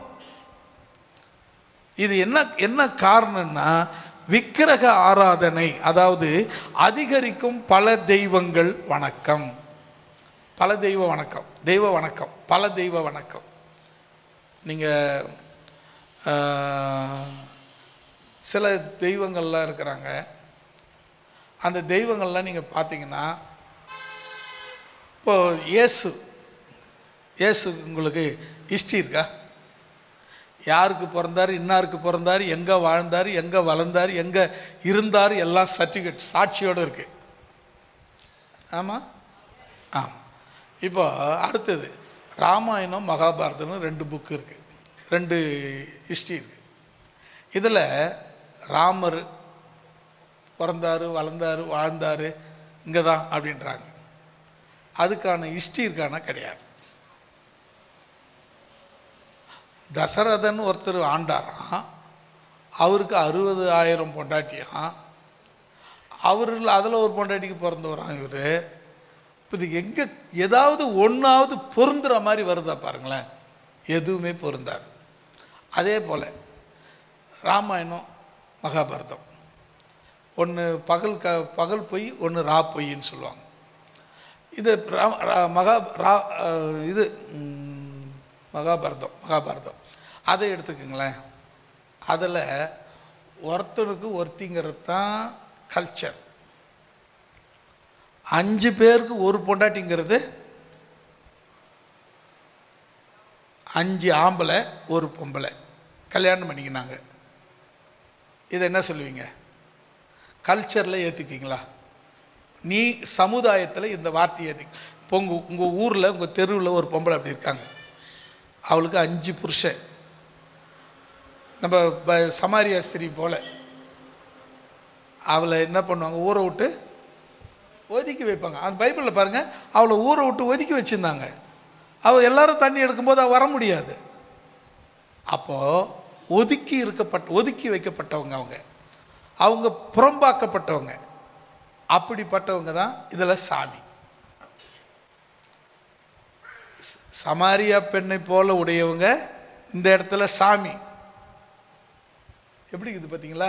அப்போது இது எல்லாம் பல தெய்வ வணக்கம். நம்ம ஆளுங்களாம் எப்படின்னா, ஒரு சின்ன கல் நட்டு அது மேலே கொஞ்சம் மஞ்சாவை கொட்டி ஒரு குங்கத்தை கொட்டி கொஞ்சம் மஞ்சளும் சிவப்பும் தெரிஞ்சிச்சுனாவே அது அங்கே கல்லா இல்லை வேறு எதுனான்னு கூட தெரியாது, உடனே கும்பிட ஆரம்பிச்சிடுவான். உடனே ஒரு மரத்துக்கு புடவை கட்டிட்டாங்க, பாவாடை கட்டி வச்சுருப்பாங்க. பாவாடியை, மஞ்சள் பாவாடியை வேப்ப மரத்துக்கு கட்டுவாங்க. வேப்ப மரம், மஞ்சள் பாவாடை, உடனே அவனுக்கு அது சாமியாக மாறிடும். ஒரு 6 அறிவு உள்ள மனுஷன், உயிர் இல்லாத ஒரு உயிர் கூட இல்லாத ஒரு மரம், அதுக்கு பாவாடை கட்டி அதை பொம்பளை தெய்வமாக நினச்சி கும்பிட்றான்னா என்ன அர்த்தம்னா, இது அதிகரிச்சிருக்கு. இப்போ முன்னைய விட இப்போது அதிகரிச்சிருக்கு. காரணம் கடைசி காலம். அல்லேலூயா. இதனால் பல தெய்வ வணக்கங்கள் அதிகரிக்கும். அதனால் இது கடைசி காலம். 41வது வசனம் வாசிங்க. அதுலேயே அதை நான் சொல்லிட்டேன் இல்லை, அது சுருக்கமாக சொல்லிட்டேன், அதனால் அது தேவையில்லை. 12வது பாயிண்ட், எரேமியா 48:10.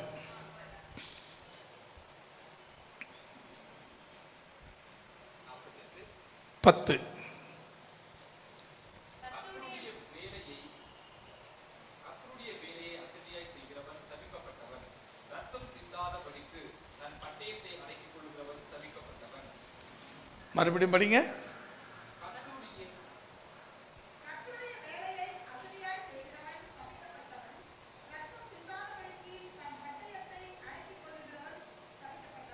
ஆமேன். சொல்லலாமா? இப்போ இங்கே என்ன சொல்லப்பட்டிருக்குங்கிறத பாருங்களேன்.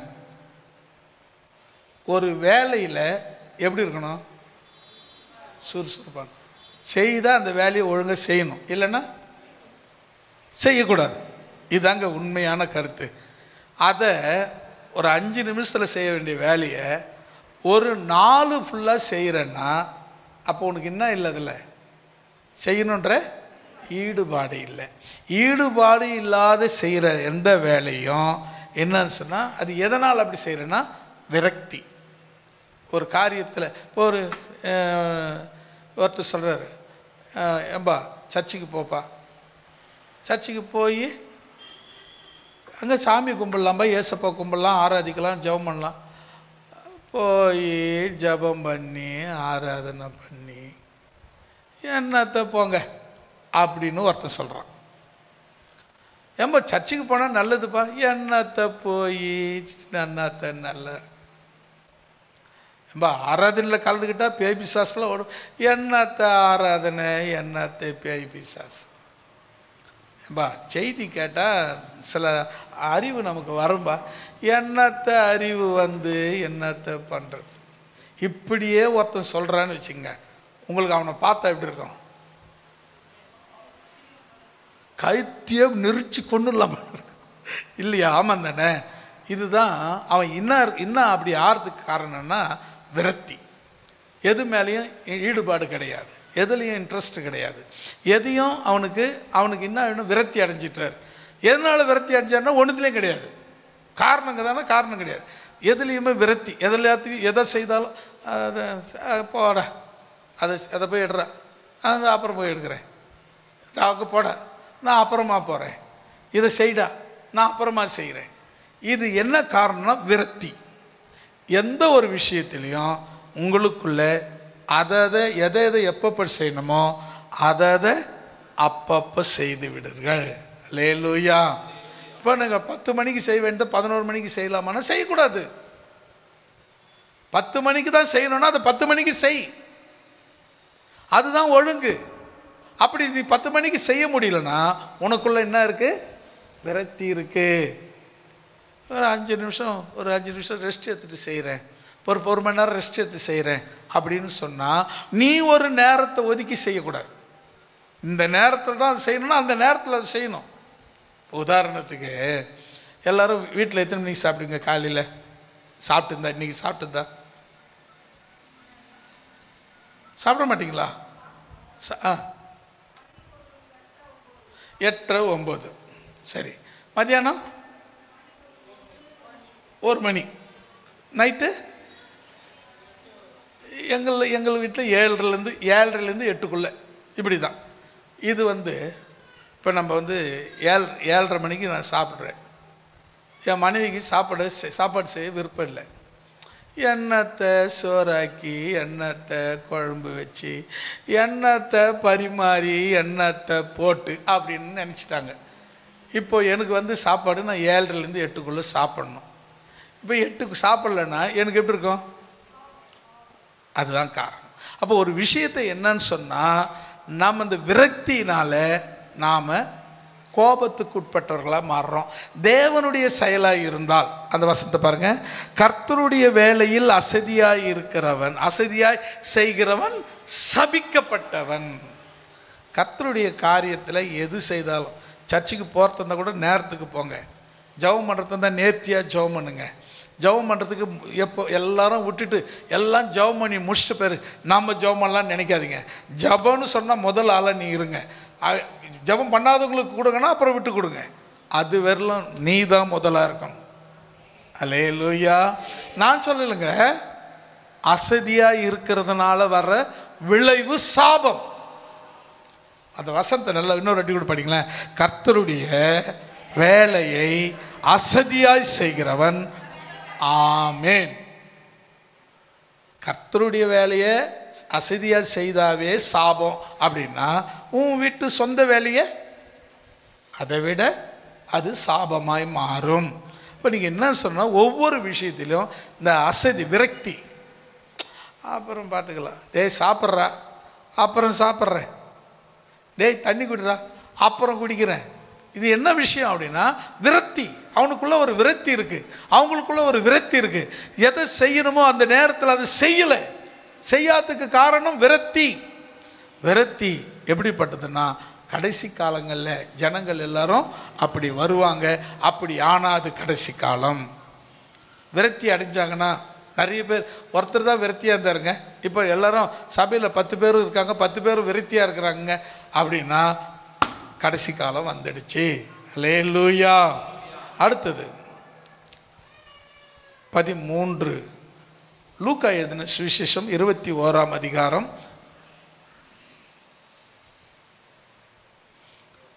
11லிருந்து 25 வரை.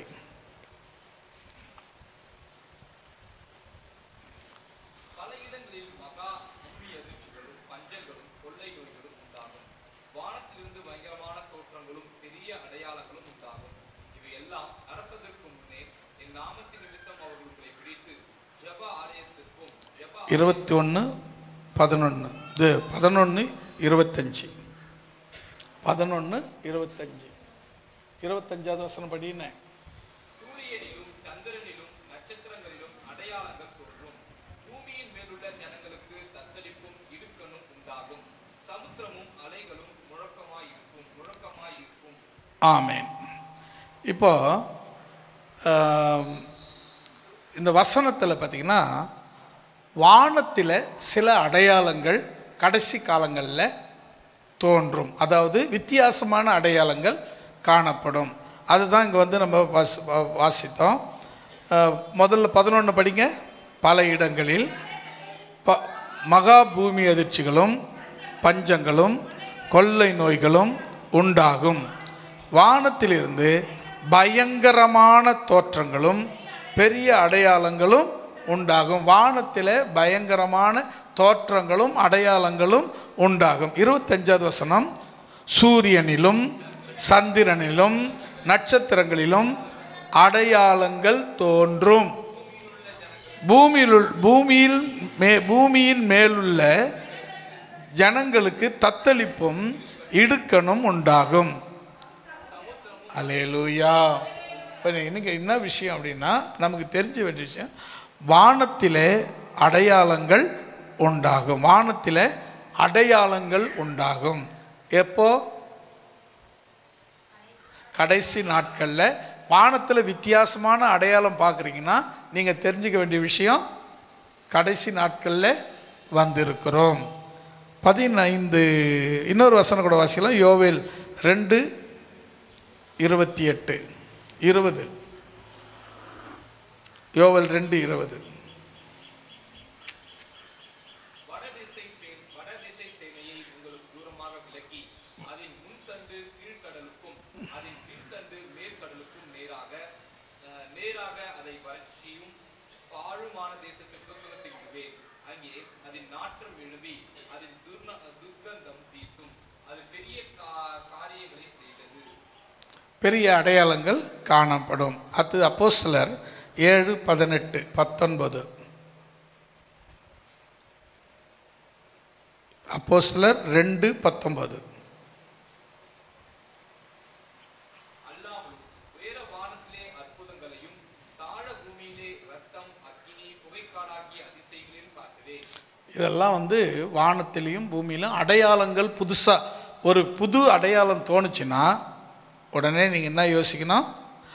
அதிசயம் அப்படி இல்லை, ஆண்டவர் வருகை சீக்கிரமாக இருக்க போகிறது. 14 பிரசங்கி 1ஆம் அதிகாரம் 10வது 11வது வசனம். 1:10. இதை பார், இதை நூதனம் என்று சொல்லத்தக்க காரியம் ஒன்றுண்டோ? இருந்ததே. முன் இருந்தவைகளை பற்றி ஞாபகமில்லை. ஆமேன். இப்போ 14வது பெருகும் அறிவு, விஞ்ஞான தொழிற்சாலை, தொழில்நுட்பம் அதிகரிக்கும். இப்போ உங்களுக்கு தெரிஞ்சு, இப்போ நமக்கு தெரிஞ்ச ஒரு நாங்களாம் சின்ன பசங்களாக இருக்கும்போது கம்ப்யூட்டர்னால் என்னன்னே தெரியாது. நாங்களாம் சின்ன பசங்களாக இருக்கும்போது கம்ப்யூட்டர்னால் என்னன்னு தெரியாது. இப்போ இருக்கிற சின்ன பசங்களுக்கு கம்ப்யூட்டர் எல்லாமே தெரியும். அந்த காலத்துக்கும் இந்த காலத்துக்கும் உள்ள வித்தியாசம் பாருங்க. எங்களுக்கெல்லாம் கம்ப்யூட்டரே தெரியாது, இவங்களுக்கு கம்ப்யூட்டரு அத்துப்படி ஆயிடுச்சு. எங்களுக்கு தெரியாது, இவங்களுக்கு தெரியும். அப்போ இல்லை, இப்போ இருக்குது. இப்போ பாருங்களேன், இந்த கம்ப்யூட்டர் இப்போ போக போக பார்த்திங்கன்னா கம்ப்யூட்டர் வேலையும் குறையும். அதனுடைய இதுவும் அது எல்லாம் அப்படியே போயிடும். ஒரு ஒரு சைக்கிள் மாதிரி, ஒரு டர்ன் மாதிரி எல்லாம் போயிடும். இப்போ இந்த கம்ப்யூட்டர் இதுக்கு முன்னே இருந்திருக்குமா?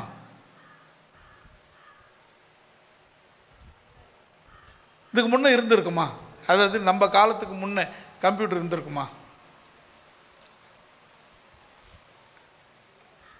அப்படியே யோசிங்க. ஒரு 100 ஆண்டுகளுக்கு முன்னே, ஒரு 200 ஆண்டுகளுக்கு முன்னே கட்டாயம் இருந்திருக்கும்.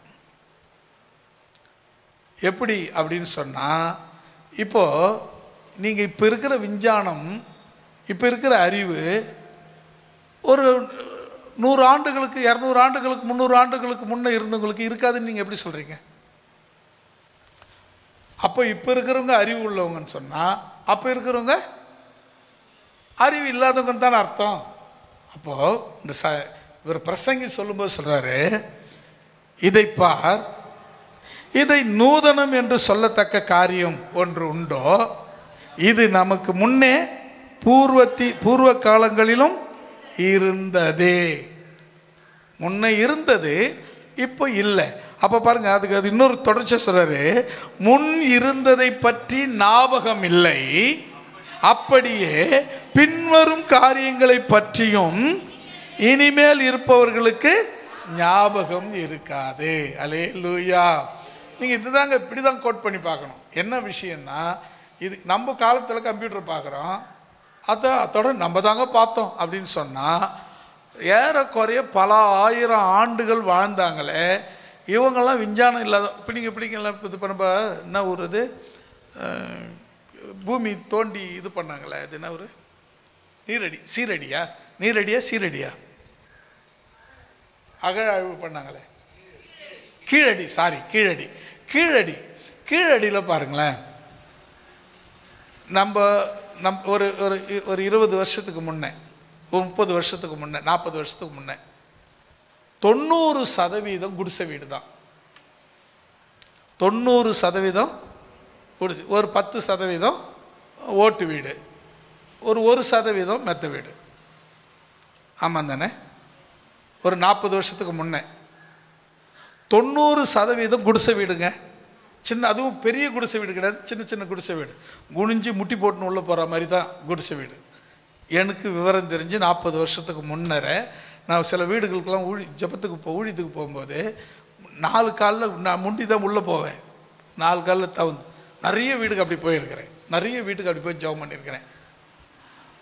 எதுக்கு இதை சொல்ல வரேன்னு சொன்னால், 40 ஆண்டுகளுக்கு முன்னே வெறும் குடிசை வீடு தான், மண் சுவர் தான்.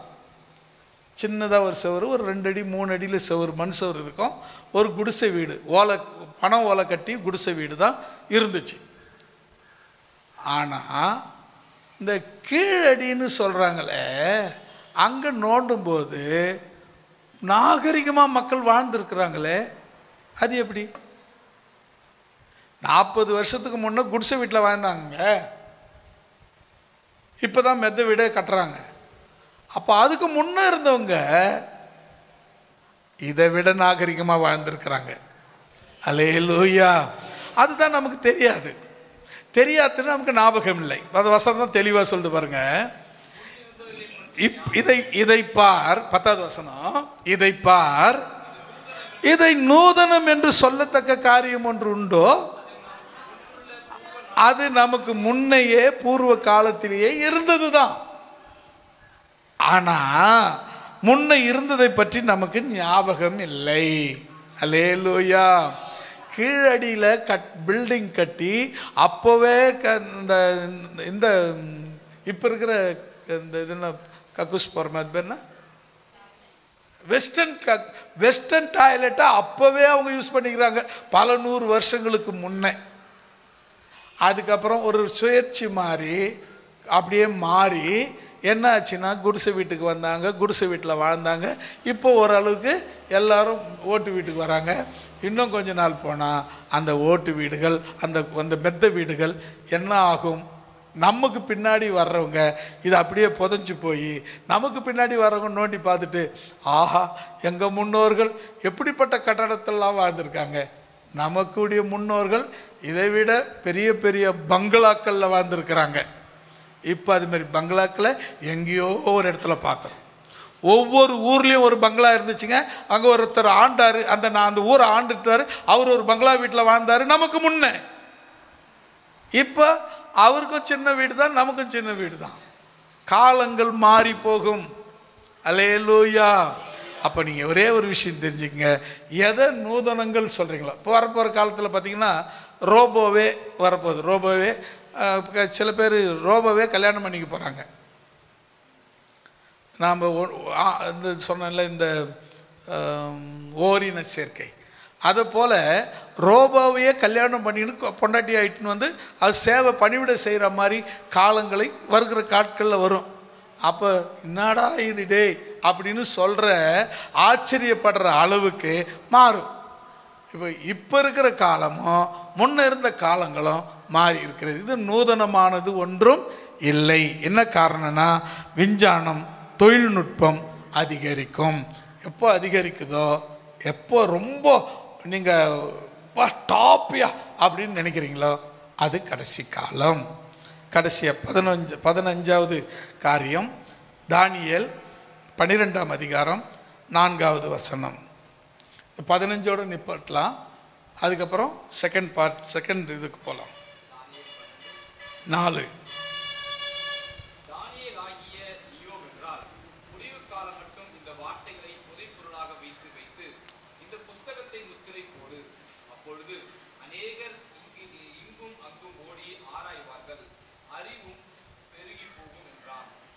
ஆமேன். அல்லேலூயா. அங்கும் இங்கும் ஓடி வசனத்தை தேடி ஆராய்வார்கள்.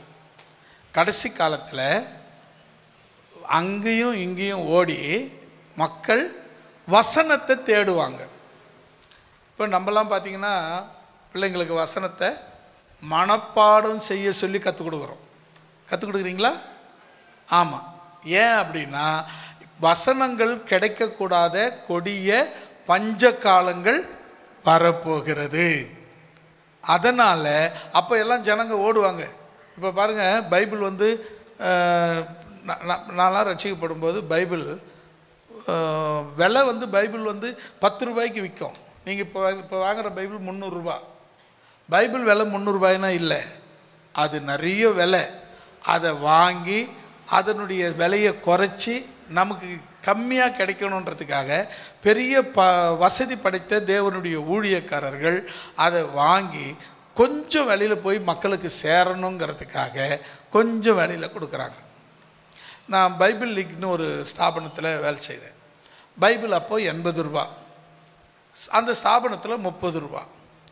எப்படி இதுக்கு அவங்களுக்கு இன்னும் எப்படி லாபம்? 80 ரூபா கடையில் விற்குது, இவங்க 30 ரூபாய்க்கு விற்கிறாங்களே, எப்படி லாபம்? அப்படின்னா லாப நோக்கம் இல்லை, பைபிள் எல்லாருக்கும் கிடைக்கணுங்கிற காரணம். அல்லேலூயா. இப்போ கூட பைபிள் உங்களுக்கு பார்த்தீங்கன்னா நம்ம கூட சபையில் எல்லாருக்கும் பைபிள் வாங்கி கொடுத்தோம். காரணம் என்னென்னா நம்மக்கிட்ட ரொம்ப காசு இருக்குது, பைபிள் வாங்கி கொடுக்கணும். அது இல்லை, பைபிள் எல்லாருக்கும் கிடைக்கணும், அதுதான் நோக்கம். அல்லேலூயா. பார்த்தீங்கன்னா பைபிள் கிடைக்கக்கூடாத காலங்கள் வரப்போகிறது. ஆகையினால இப்பொழுதே நம்ம பிள்ளைங்களுக்கெல்லாம் வசனத்தை மனப்பாடம் பண்ணுறது அதெல்லாம் நிறைய சொல்லி கொடுங்க. ஏன்னா தானியேல் வசனத்தை பாருங்கள். தானியேல் ஆகிய நீயோவென்றால் முடிவு காலம் மட்டும் இந்த வார்த்தைகளை புதைப்பொருளாக வைத்து இந்த புஸ்தகத்தை முத்திரை போட்டு பாதுகாத்து வச்சுக்கோ. அப்பொழுது அநேகர் இங்கேயும் அங்கேயும் ஓடி ஆராய்ந்து அறிவு பெருக்கிக் கொள்வார்கள். அல்லேலூயா. அறிவுக்காக ஓடி தேடுவாங்க. எங்க வேதம் எங்க வேதம் எங்க வேதம். அப்படி வரும்போது அதுதான் கடைசி காலம். அல்லேலூயா. இப்போ பைபிளா அதை அங்கே தூக்கி வை, பைபிளா அலமாரியில் வை, பைபிளா அந்த அங்கே சொறி வை, பைபிளா அங்கே தூக்கி போடு அப்படின்னு சொல்கிறவங்க ஒரு நாள் வரும். அப்பொழுது பைபிள் கிடைக்கலையே, எங்கே கிடைக்கும்னு அலையக்கூடிய நாட்கள் வரும். அந்த நாட்களுக்கு என்ன பேருனா கடைசி காலம். அல்லேலூயா.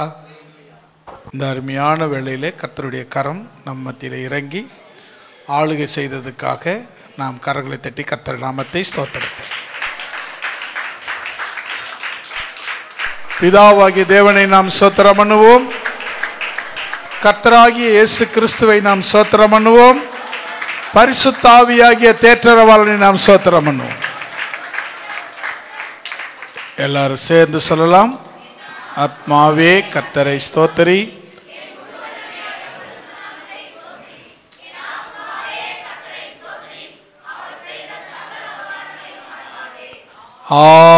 ஆமென் ஆமென்.